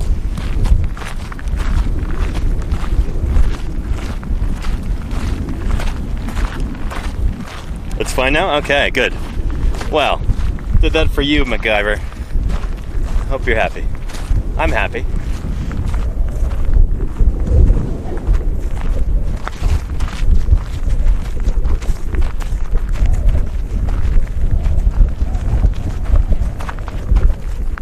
There is Bozeman Deaconess Hospital over there. That big building. That's where Ralph the shark came from. Longtime viewers might be familiar with Ralph. He's my little baby spiny dogfish, preserved in formaldehyde in a little jar. He used to live there. Well, he's dead, but, you know, he used to be housed there at Bozeman Deaconess Hospital. I had a friend who worked there, and she was afraid they were going to throw him out, so she just took him to me. We might still technically have joint custody, I'm not sure. But I'll have to bring out Ralph again, so you guys can see my baby shark when I get back to Oakland. And Emi Ooh says Bozeman. Oh, this brings me back to your field camp. Really? Do you do geology field camp or something like that in this area? Ah, welcome to Paleontologizing. It's good to have you here.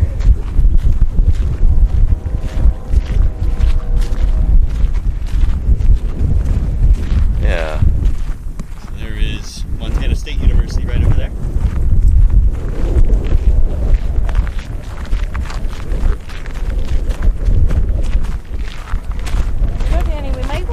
a little bit about our plans for where we're going to be going. That's a great idea, Lourdee. Yeah.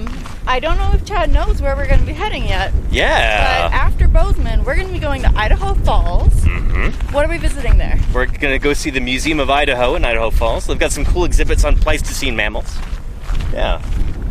And after that, it's down to Salt Lake City. Salt Lake City, Utah. We're going to go visit the Museum of Natural History in Salt Lake. And I'll try and go to, again, the Museum of Ancient Life in Lehi, Utah. It's where my previous stream encoder got fried because it overheated. So that stream ended about halfway through where it should have been. So we can see the Cretaceous stuff too, not just Jurassic stuff this time. It's going to be really good. That's an awesome museum to stream from. I think you're going to like it a lot. That's going to be really cool. Yeah. And where are we headed? Vernal? After that is Vernal, Utah. Utah's dinosaur land, as they call it sometimes. It's the touristy slogan for it. But we'll go to the Utah Fieldhouse Museum, and we'll go to Dinosaur National Monument. We might have to choose between those. We'll play it by ear, but we'll be around that area. Yeah, it's going to be cool.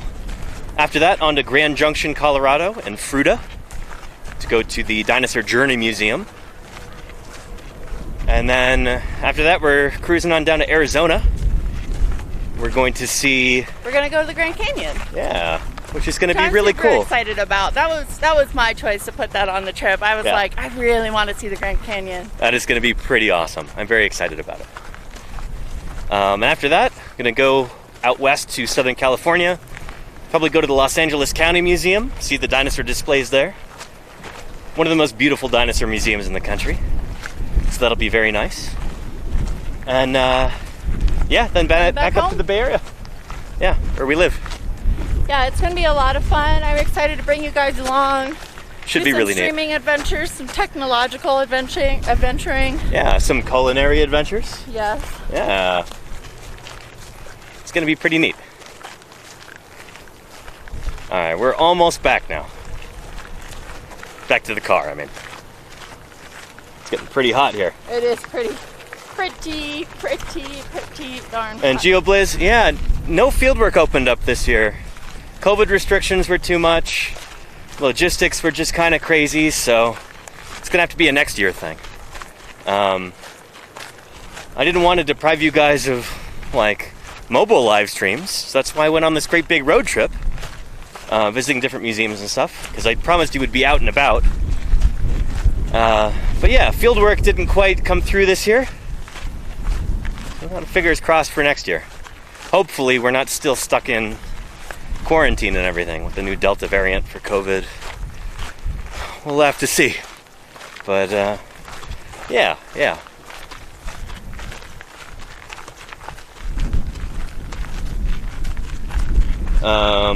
Mayor Space, we're not going to be doing that.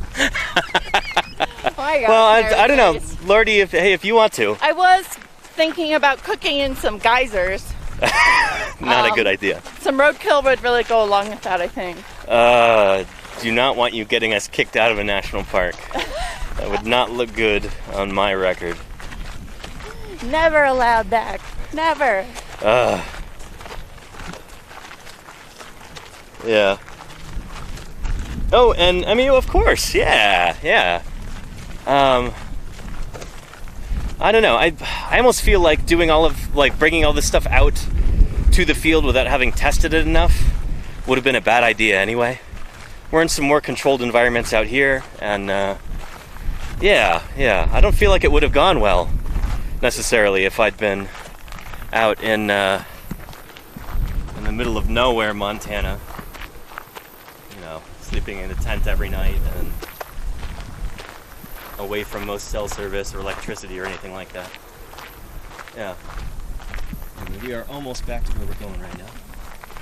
So I think... Can we wrap up the stream here? Yeah, why don't we go stand in the shade and we'll wrap things up.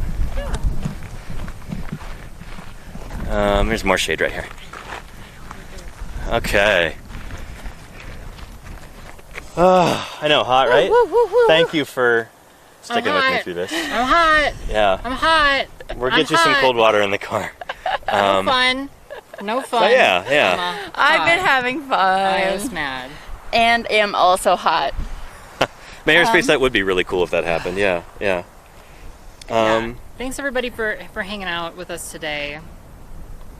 Field work will happen. Oh yeah, I'm not worried about that. Some more, and honestly, it's been work getting some of streaming figured out. So if you can't tell by the number of times this has gone down and everything, so glad we've got iios here with us. I've been shooting lots of B-roll of Paleo and iios, just troubleshooting on their equipment, so you guys can see that later. Yeah, should we? Balint looks like Balint's live. They're streaming. Yeah, let's go check out Balint's stream, I guess. Sounds great. Let me go back to my chat here. Chat. Thanks, Claire. Thanks, everybody, for being here. Thanks for hanging out during the black screen time. BKASOH. Yeah, that looks right. All right, everybody, thank you so much for being here. Gonna go ahead and get this. Let's go say hi to Bolin. They're so sweet. Yeah, yeah. They like bugs. Yes, ants. Entomology. Yeah, super cool stuff happening over there. I'm excited about their stream and their children's book and stuff they've got going on. A children's book? They're writing a children's book with the character named Antonia. Oh, there we go. Yeah, okay, you'll have neat, to ask him about it later. Well, it's pretty cool. Everybody, we will see you soon, hopefully, and you take care of yourselves. Let's go say hi to Balint. All right, bye, everybody. Bye, everybody. Bye. Radio channel's offline. All right, and then. Yeah. Oh, it didn't. It didn't raid? The raid didn't work? Did I type it in wrong? I guess it did. Okay. But do remember shit on the stream. There we go. Refresh the page.